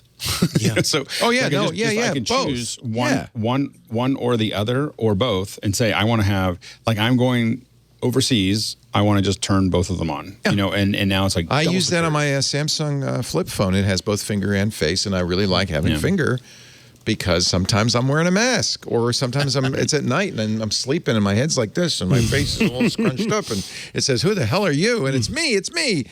Face ID during winter glove season. The new camera. Yeah, it's good to have the option, I guess. And since Apple's shown they have this technology, they could do it. As soon as I saw it on the iPad, I was like, okay, why are we not getting this on the phone? Boy, big apertures. They've really increased the apertures up to f1.5 now on the normal lens on the iPhone Pro Max. That's spectacular.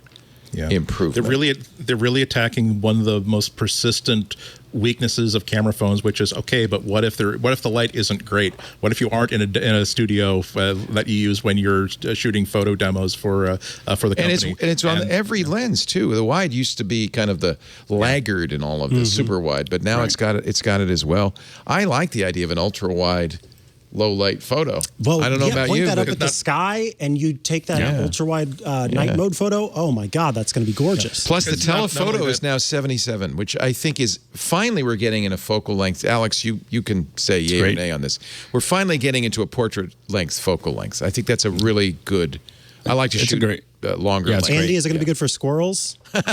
Much better. I haven't been back yet. I still have to go back to the public. Are you telling me the squirrels aren't masking? All right. I have a Ziploc bag full of almonds, not sunflower seeds, almonds, waiting for my next. I'd be happy though if they added a 6x and a 0.25 and just had a bunch of like a little cluster of lenses up there. It'd be totally fine. Samsung now it's not optical, but has a 100x zoom, and it's actually surprisingly good. It's not optical. I don't know what their optical limit is, but Samsung really has pushed that limit. I guess 3x optical is pretty darn good for a lens that size and a body that size. More than anything else, I'm glad that Apple is embracing the camera bump. Because again, I remember the first Windows Nokia made this incredible camera phone it had almost like half of an Oreo cookie on the side of it to accommodate all the lenses and an actual strobe flash, and got so much heat from like Apple design, purists, but oh my God, Apple would never do something like that. But now we're in the position where, well, actually, if we give it a little bit of a bump, we could do so much with the camera system. So maybe we will not like go. We'll spend some time on our Victorian fading couch about how the back is not a smooth piece of glass anymore. But after that, we're going to take some awesome pictures with this.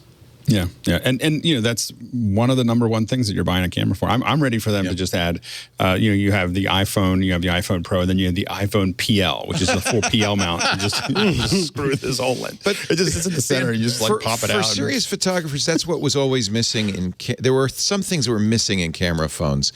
First, it was shutter lag. They solved that a long time ago. Then it was a variety of focal lengths. They've got that now. And low light mode, wide apertures. They're getting more and wide. It's getting macro is another one that was missing. I mean, it's getting to the point where this phone now is going to do a lot of what I want a pro camera to do. And I will admit, we were talking about this earlier. I take out my camera every once in a while, my Canon. Every once in a while, and take great photos with it with zoom lenses. I have a big you old look zoom at them, lens. you go, take photos. wow, that's great. And they're still at a whole different level. But what do I do on a day-to-day basis? What do I do when we go to the beach? What do I do when we go out? I just take my phone. I'm like, I don't need it, and I don't have it. Just the SLR just feels like I got to be serious about this and I still do it because it still takes better photos. And for I me, still have a 1:400 with a doubler. I can take really good. For me, it comes down to control. It's not necessarily the images are better, but that I have more control over the image. I can modify the aperture. It's just more control. On any smartphone, even if you're shooting in the manual mode, you just don't have as much control as you do with a real camera. But again, what I adore about the way that all engineers who design smartphone cameras approach this is all about push one button and get the best image possible. This was even occurring to me when they were demonstrating the cinematic mode, where a lot of I did have to tweet something snarky about this could become like the star wipe of amateur like iPhone videos. Oh God, they're doing more focus pulls like every time something happens. But in terms of I just want to shoot a picture. I just want to shoot great video of my kid's birthday party or my kid's whatever. And the fact that it knows that hey, there's something of it suspects there's something of interest in the foreground, so I will keep the foreground sharp and blur the background. But as soon as somebody leaves the frame or turns around, hey, I'm going to make sure that the background or whatever they're looking at is now in sharp focus. That's something that they obviously highlighted how impressed professional cinematographers are for this, but it could be the sort of thing where again, just the person who I just want to tap one button to start, one button to stop, and get the best video possible. I'm not even going to edit it. I'm just going to be putting this straight into my social media or straight into an iMessage or FaceTime to somebody. And I'm curious as to whether that's a live feed that can go out of the camera. So something like Filmic Pro. Like that's your new webcam. I just stick it up there and watch it. So I think that it's a really interesting. So feature. Alex, let's talk about this cinematic mode, this pull focus mode. Here's Apple's demonstration of it on their webpage. One problem, of course, is that the camera is deciding what to focus on. Now, there is a manual touch mode you can use. In fact, there's a tracking mode, which is kind of cool. You can touch somebody and say, track this face. Right. But I have to say, I don't know. Waits to be seen how that's going to work. Yeah, I mean, I think that for someone an average person throwing together a movie for film school or for high school it's going to pull focus, whatever, and you don't even know it. It could work really well, and you just be like, wow, this looks great. I think that there's also probably going to be APIs that we can use that, people can have more control. Like what's happening here is we're giving the developers a whole bunch of new tools that they're going to be able to go in there and say, okay, well, and again, but that comes a company back to like Filmic Pro will take that and run with it. That comes back to my point with control. Like I go to a pro camera because then I choose. Yes. But an amateur may be racking focus and not even knowing it, right? It's just, wow, how'd you get a rack focus in there? What's that? Right. And so that's kind of cool. They said something else, and I want to ask Alex about this one. The only smartphone that lets you edit the depth effect after you shoot. Yeah, so when I saw it, I was like, I wonder if they're going to give us that information. And then I saw it, I was like, oh, I have to buy this phone. So it was like it was done. So what they're doing is they're saving all that depth information in video format as well, so that you have all that data, so that you can go back later. And I haven't seen any. I mean, I have seen other technologies that do that, but never in a phone. Is the phone recording multiple depth? Kind of like the old ray tracing or what? It's creating so it can calculate out the depth of everything in front. But is it blurring? So it's software blur then, not? Yeah, it's a software blur, but it's pretty good. And the place that you're seeing it have trouble, even if you look at the demos that they have there, are the blonde hair, the white hair, the areas where there's not as much contrast. You'll see little blurry wisps that are still going on. So that's still happening just a little bit. That's hard to do. What we've seen that, and that's really, really hard. I mean, that is and so that's why, in many cases, you would not use this in a professional environment, because it's not giving you that true depth of field.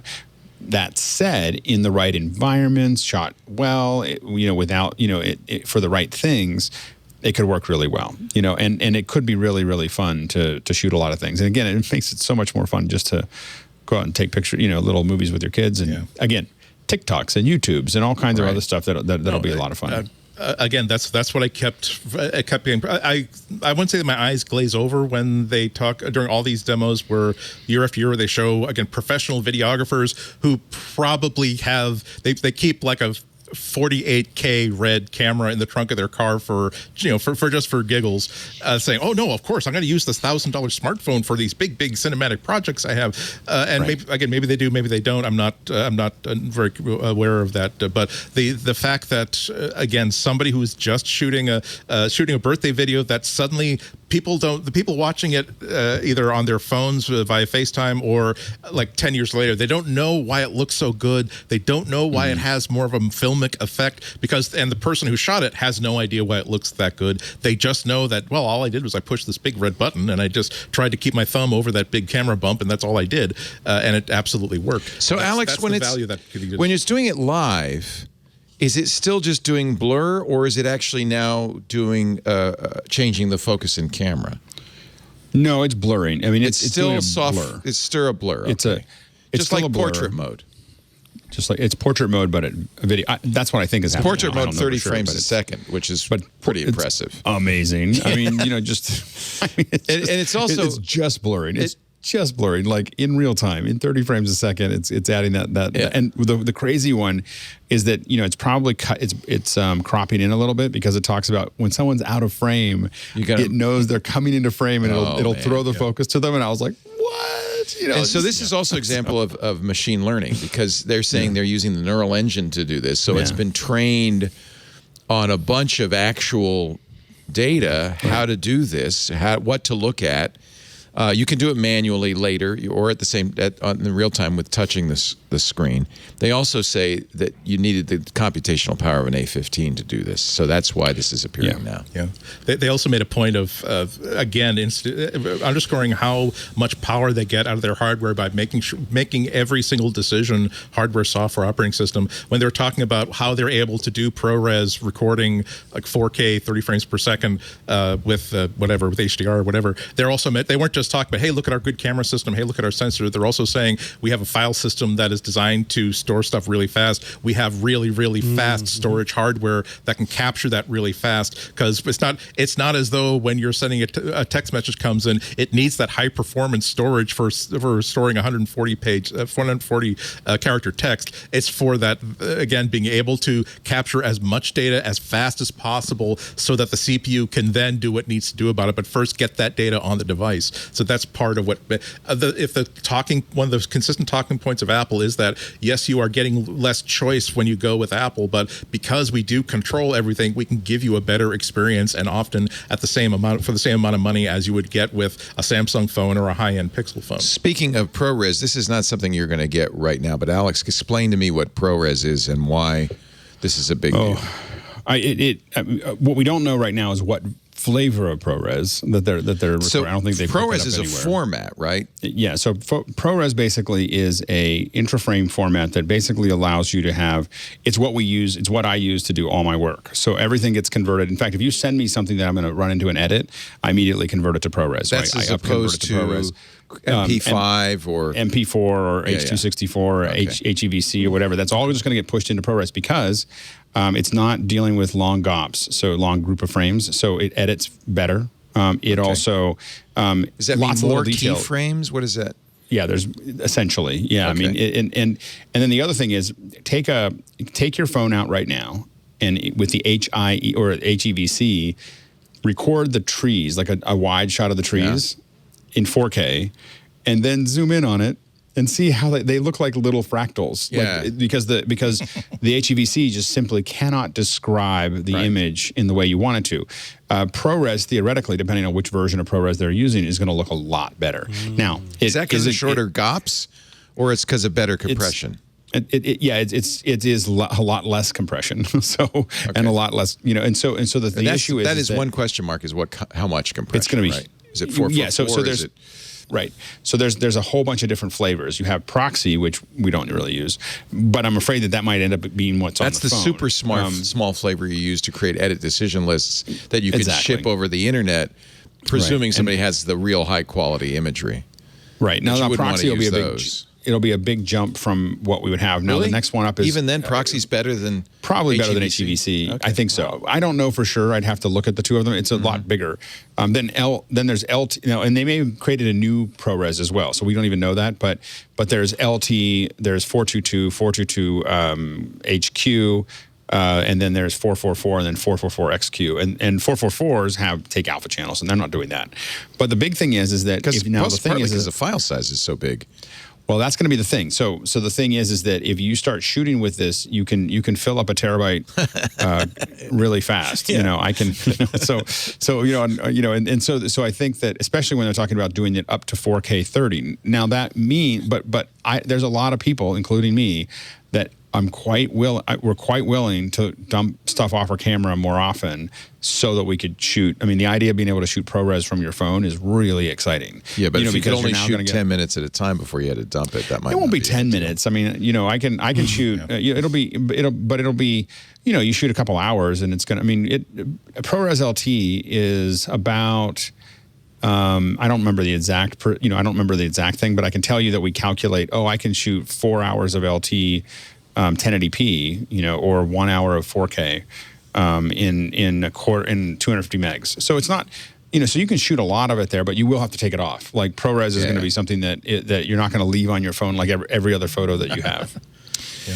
That is an interesting consideration. Every time that I'm always surprised that whenever a phone or another device claims that, hey, look, we now do 4K at 60 frames per second, it's then the first actual production hardware goes out and people says, yeah, I got 3.5 minutes in before the camera said, hey, I'm overheating, I'm shutting down right now. Mm-hmm. Or just that it's the fact that it has 4,000 pixels across or whatever doesn't mean what is the quality of those pixels. And so the ProRes theoretically has the potential to give a lot more quality per pixel, which is really exciting. These are the specs for the lenses, and it looks like the lens you're going to want to use most of the time is the wide, because that's the one with 100% focus pixels, the widest aperture, 1.5. OIS, sensor shift OIS. But it's nice. You've got this telephoto, which is effective 77 millimeter focal length. That's going to be a nice thing to have.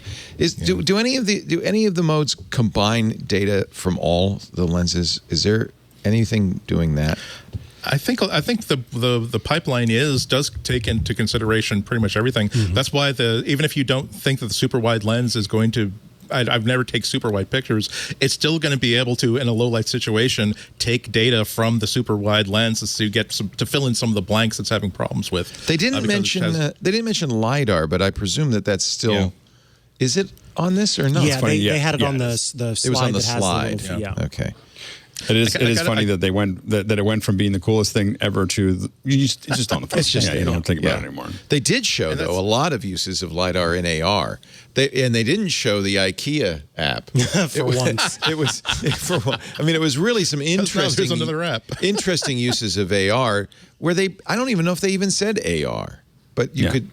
Right, yeah. But they did a lot of, again, they refer to specific apps like a tennis training app that's using LiDAR and basically the entire camera subsystem. That was interesting, to do ball tracking, to do like online coaching, and not just simply, here's a video, I can stream it to a coach elsewhere, but no, it can actually see how you're moving. It understands spatial relationships between what's happening on the court, and no one's going to simply get by an iPhone, except for maybe me, based on, hey, look, it has LiDAR, but if they say, hey, look, here is an app that will do this amazing. You love tennis. Here's something amazing it can do for you.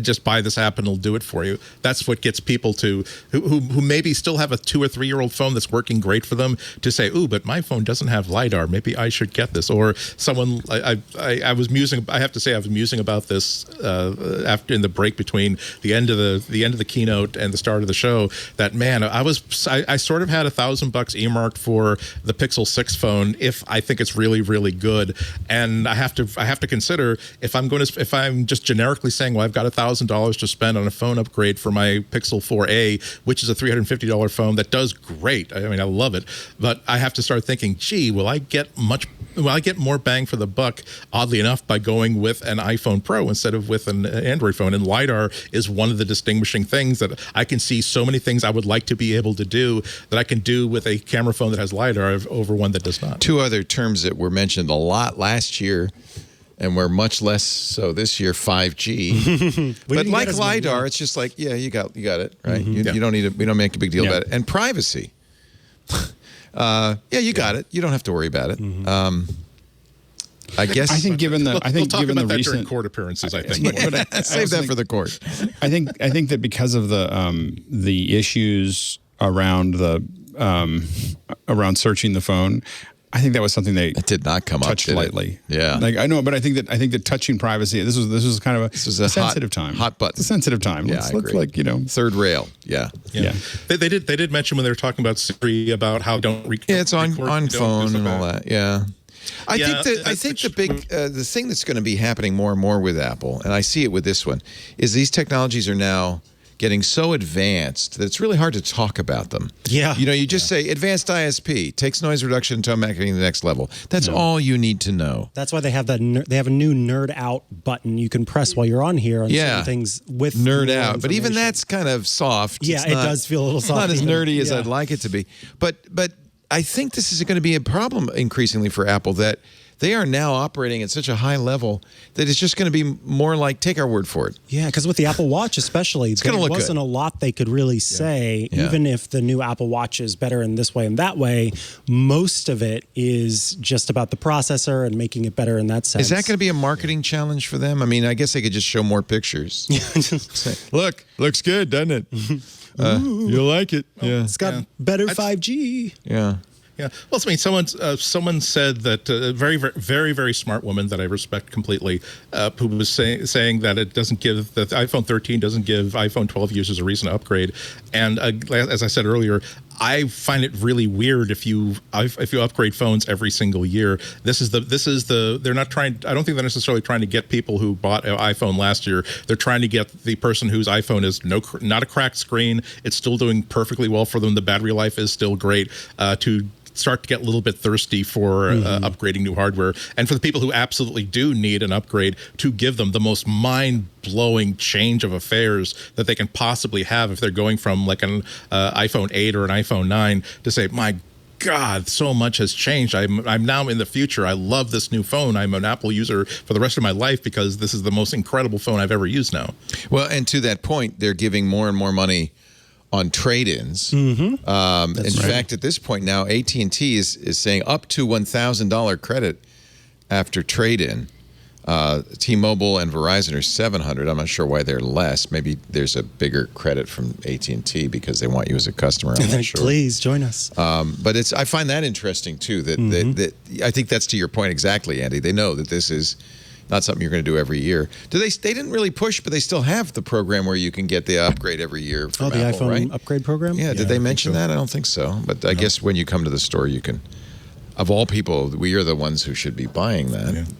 Yeah. That's a question that I haven't considered in a while. Is Apple when Apple does these events, or maybe even just going forward, do they want to bring people into the Apple store, or do they want to drive people to the AT&T store or the Verizon store? I mean, obviously they're going to have to sign up for a provider where they buy it from, but are they more interested in making their partners happy that, hey, look, we're driving sales and we're driving customer retention, or are they saying, actually, maybe when they're in here, they will take a look at an iPad Mini, maybe they'll look at an iPod Air and saying, gee, why don't I round that up from $1,100 to an even $2,000 and get an iPad Air? I can tell you that I bought them in both the stores and the Apple Store and AT&T and Verizon. The buying experience from Verizon and AT&T are so painful that I would never to go back.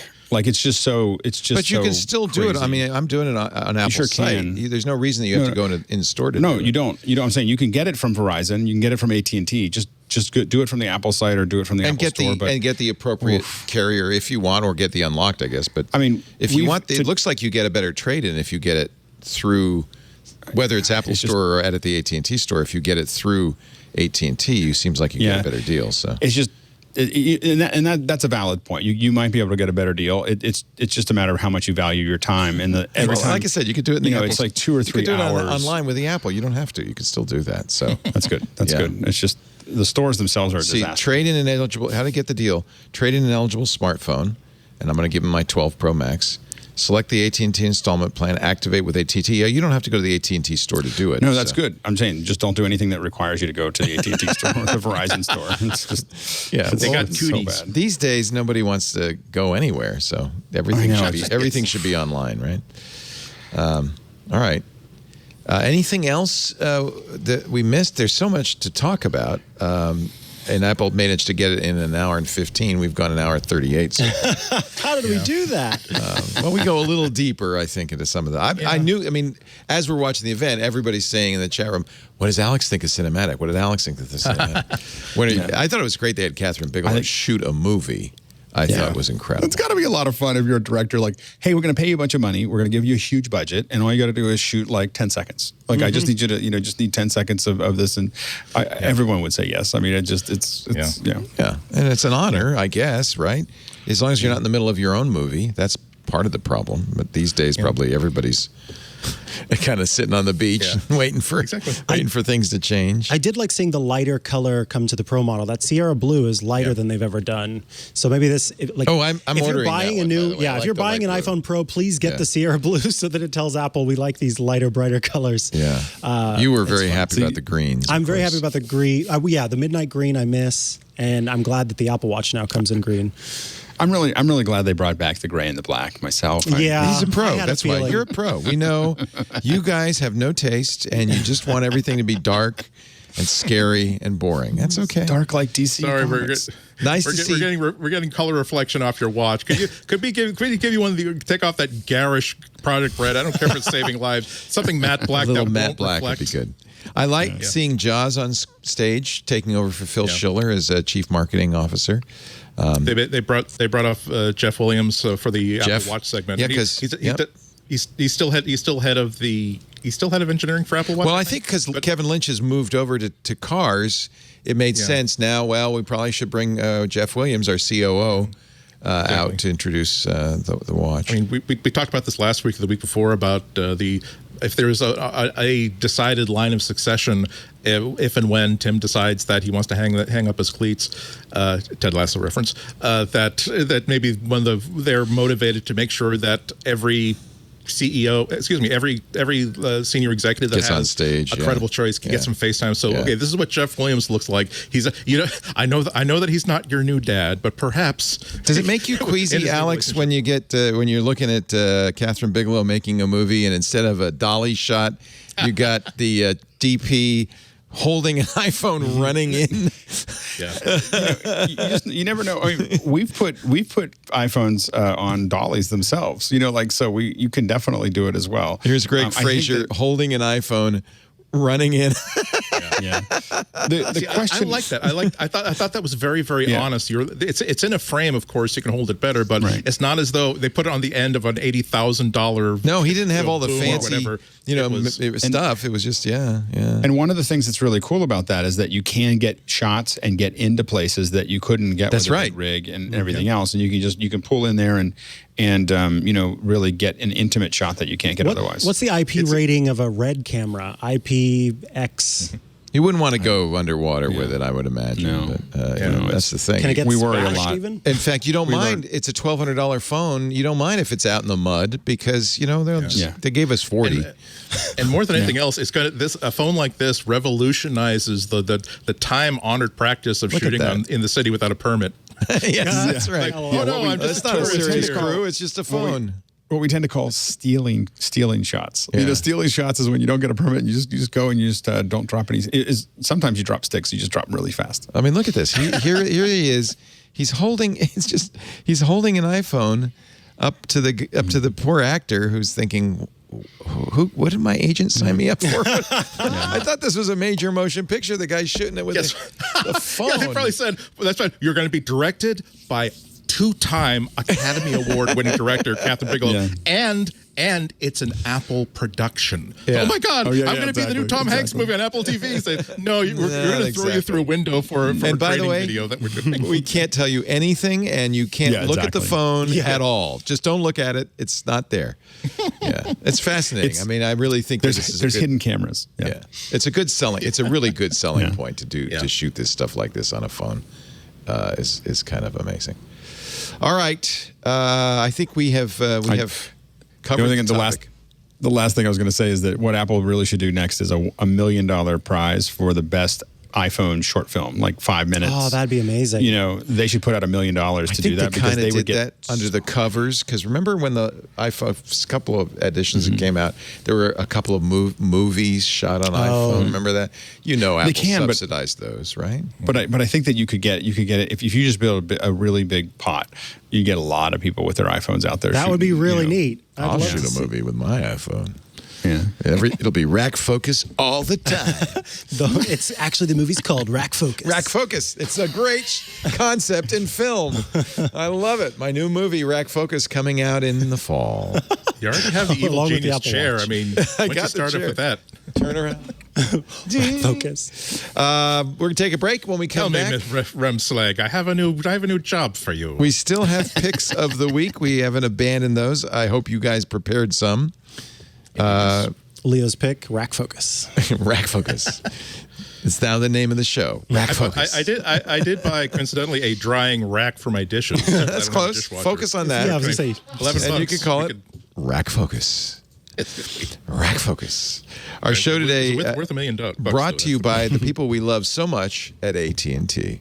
Actually, it's perfect timing. This podcast is supported by AT&T. If there are friends and family members you haven't talked to in a while, do not worry. It's never too late to reconnect. And to help, AT&T is offering deals on the latest smartphones. We're just talking about them. It's not complicated. Everybody deserves something new. So AT&T is giving new and existing customers their best deals on every smartphone, even the latest ones.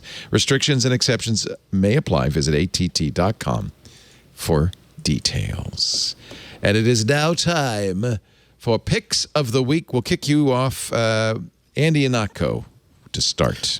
I have a free one and one that's kind of expensive but cool. The Metropolitan Opera had their first ticketed event inside the Opera House with the orchestra, with the chorus, with soloists, with everything. For the 20th anniversary of 9/11, they did Verdi's Requiem. Oh, that's one of my most favorite pieces of music.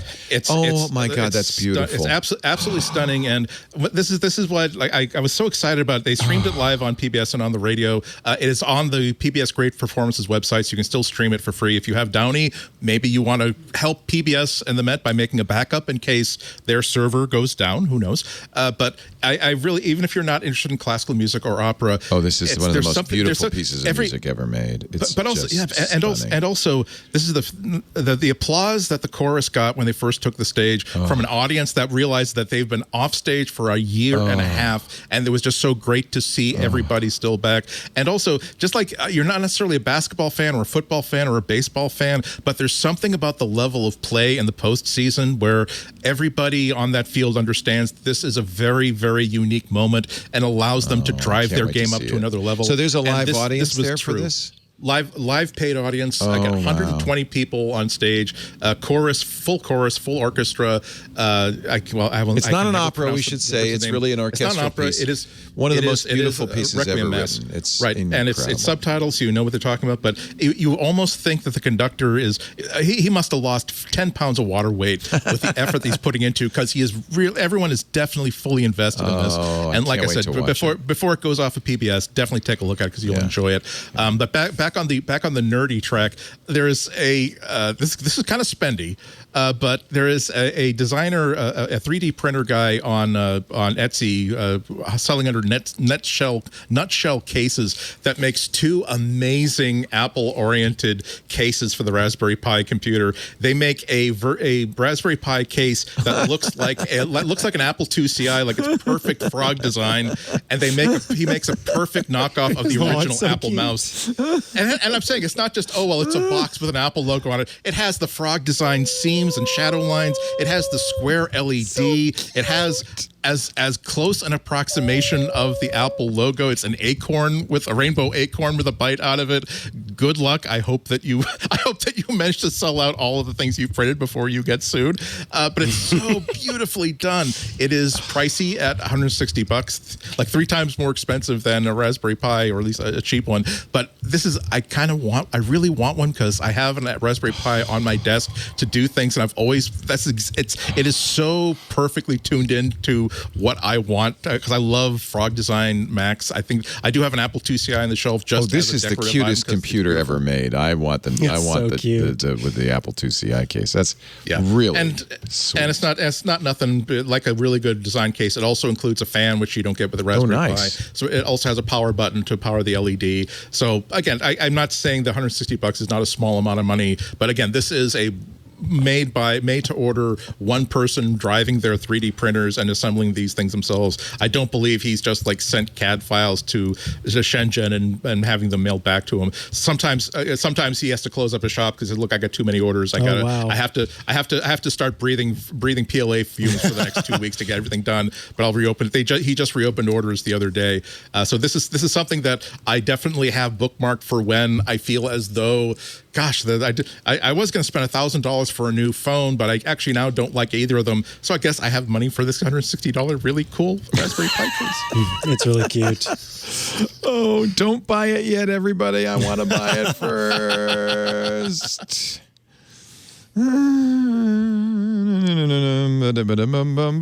I'm not a robot. I am a man. Oh, crap.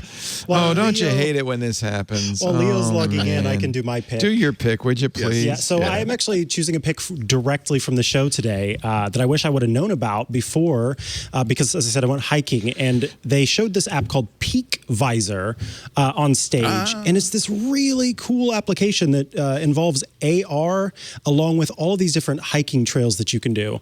So I can pop in here, and I sent it to I'm still Point clicking Raise. captures. For crying out loud, how many times do I have to help Google self-driving vehicles? They just want to make sure you really want to buy this. Oh, my freaking God.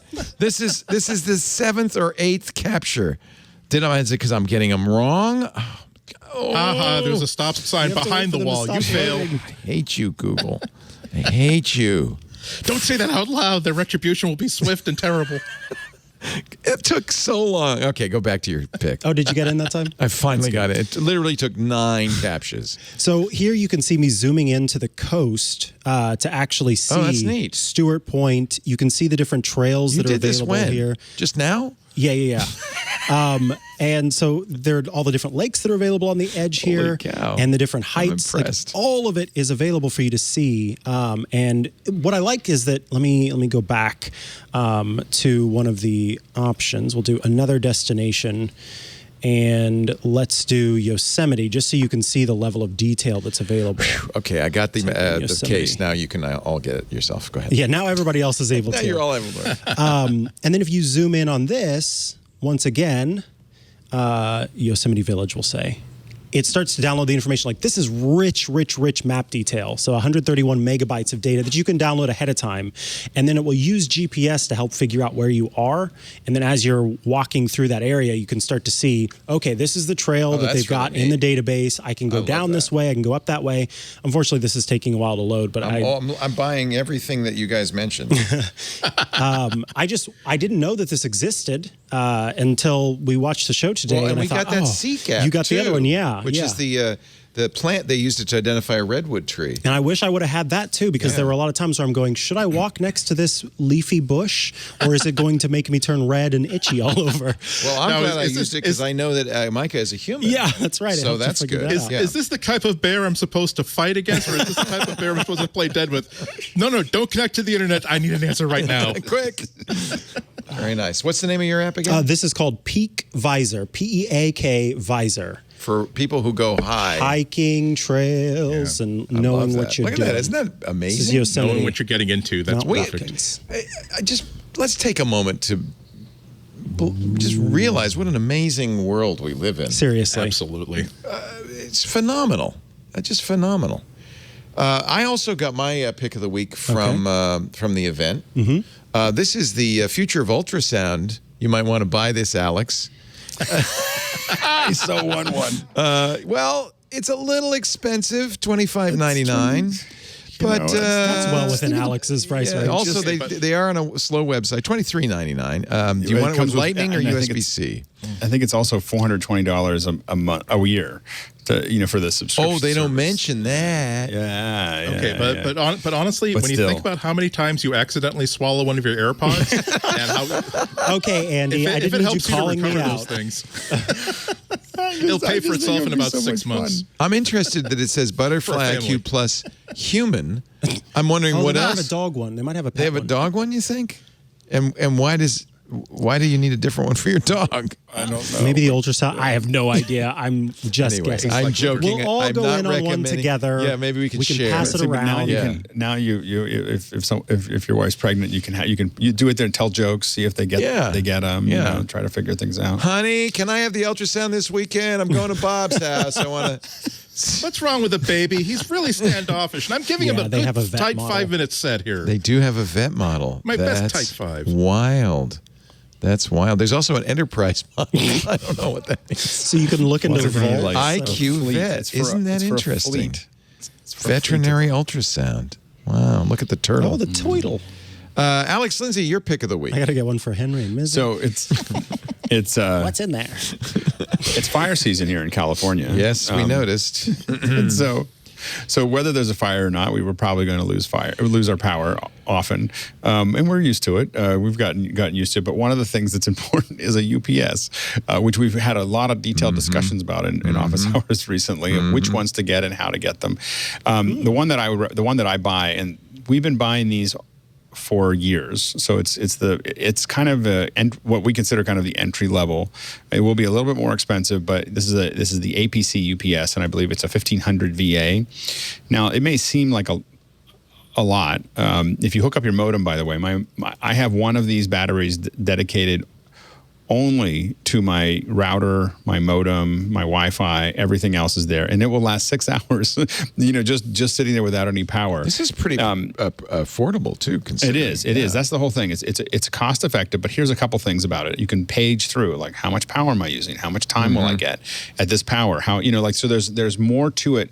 When you buy the less expensive ones, it's not just that you have less time. You have less information. Also, the battery inside of it is replaceable. You can flip it open, pull it out, reverse it if you're shipping it or something like that, but you can also swap that battery out, which you can't do with other ones. So when they're done, you throw them away, or dispose of them responsibly, I guess is the better way to say it. But with this one, you can actually replace the batteries and with it. And if you are in Northern California, I was going to say in a fire-prone area, but I won't say Northern California. You need to have, we had a power go out a couple times I don't know what it was, a couple weeks ago. And, you know, I didn't have everything all set up. Now I have everything all set up and the power went out again. And I could hear them beeping, but I was still working, you know, and I was like, well, I got 20 minutes, so now I can save my files and I can put things away and I can, you know, and in that case, it came back on within 20 minutes. But I was just kind of like, do, rather than it being like, oh, I just lost whatever I was writing or whatever I was doing. I might have thumped my hard drive because it was writing something big to it while it was writing, you know, all those things. So it's really worth it. It's not that much money and it will do you a lot of good. You know, APCC.com has a UPS selector that you can go through and configure it by device or by load and figure out what you need and for how long you want it to run. Get way more than you need. Get way more than you need. And the other thing is, if you do suffer a power outage, you can recharge your phone, you can recharge your tablets, you can do. It's not just for keeping things up for 20 or 30 minutes. You can shut down your server, and the number of times where there's kind of a windstorm. I'm watching TV or I'm working and the lights aren't flickering or anything, but I hear my UPS plumbing going click, click, click, click, click, click, click, click, knowing that there's something going on that the power grid does not like. Not bad enough to interfere with the production of anything, but good enough that a sufficiently twitchy emergency piece of equipment is now worried. So that's very hopeful. We had an entire building in the UK, the XL, one of the theaters in the XL Center in London. The theater lost power while there was everybody in it during the show, and the only thing that was on when you look in the back behind it, all you could see is our monitors, and we had a "We'll be right back" slide up. Oh, good for you! You could just hear our little, and they were all this model, just a bunch of them. It's all beep beep beep beep, but we're just sitting there just streaming out. And if you take them apart and take out the beep. You can light little LED panels in the White House. so anyway, I won't ask you how you know that. APC, very good stuff. The Backups Pro, and you actually put it up on Amazon. Let me close through all the other things I bought, and there's $165 on Amazon. I have to admit, the reason we get Leo to buy everything we recommend, we call that a perfect game. Yeah, it's a hat trick. We have to buy drinks for everybody. Well, the Amazon, the easiest way for me to figure out which one I got was to go to Amazon. Yes, exactly. I had to scroll way back. Like when did I order this? That's how I do that all the time. Yeah. Yep. Same. My 13-year-old toaster oven died last week, and I'm like, okay, I want the exact same one. Like, so it told me that it told me what it was, and also told me that they stopped making this 8 years ago. I'm just annoyed that Amazon doesn't give me the default to search everything. I have to go year by year, which is really true. You have to remember what year you bought it. No, on mine it does. I search. On mine it does. They're A/B testing him. Oh, maybe I'm getting. So you go to your orders. I can't. Search all orders. Oh, okay. Oh, okay. So no, I was looking at the by the listing. Options, you can only get by year, but if I search UPS, but anyway, all right, very good. What a good show. Thank you guys. I appreciate it. We didn't get to any of the other topics that we might have covered, including the Apple versus Epic. We'll save those for next week when Renee is back. Andy Ihnatko, when are you going to be on WGBH next? Friday at 1 p.m. Stream it live or stream it later at WGBHnews.org. Very good. Very, very good. Mr. Alex Lindsay is at officehours.global. What are you talking about these days? Oh, just so many things. It's open. It's 21 hours a day now. Like I got up and I was trying to figure something out for. I have a show that's coming up. I have a concert I got to shoot on the weekend, and I couldn't figure out how to set up some mics. I was trying to think of it. 11:30 at night, I get up there and we start talking about what mic should I use for this, and I got it all sorted out. Can you tell me the city you're shooting in this weekend, because that might tell me if I'm going to be at the same concert that you're at. Well, I'm not going to say. Oh, darn. So it's in Northern California. We'll do it off the air. Yeah, I'm so curious if I'll see you there. We'll do it off the air. But aren't you brave? No, you've got to prove your vaccination with a card. Yeah, we went to a concert the other day. For Billy Idol, we proved our vaccination. This Friday though will be pretty cool. Andy Carluccio from Liminal is we're building a whole new way to do an online show where you have 20 panelists, and how do we build an automated system that builds all the super sources automatically based on who's going to answer the next question and how they're going to put it all together. And he's going to be tearing that all apart. and showing everybody how we're putting really it together. cool. Oh, nice. It's pretty slick. Because basically, when people raise their hands, we accept them, and then it tells our switcher who to put into the boxes and what lower thirds and all that other stuff is all done, automatically based on their setups. So it's cool. Lovely. So he's going to show how that works. OfficeHours.global. If you want to hire Alex for your next concert, White House address, or whatever in between, just 090.media. And we thank you so much for being here. Good. From Tech News Weekly, iPad today.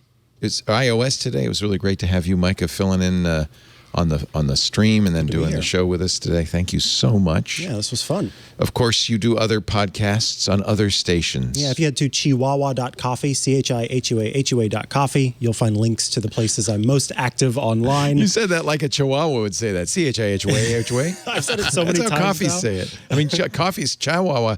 Never mind. Chihuahuas drinking coffee do say it that way, exactly. So all the stuff is in here.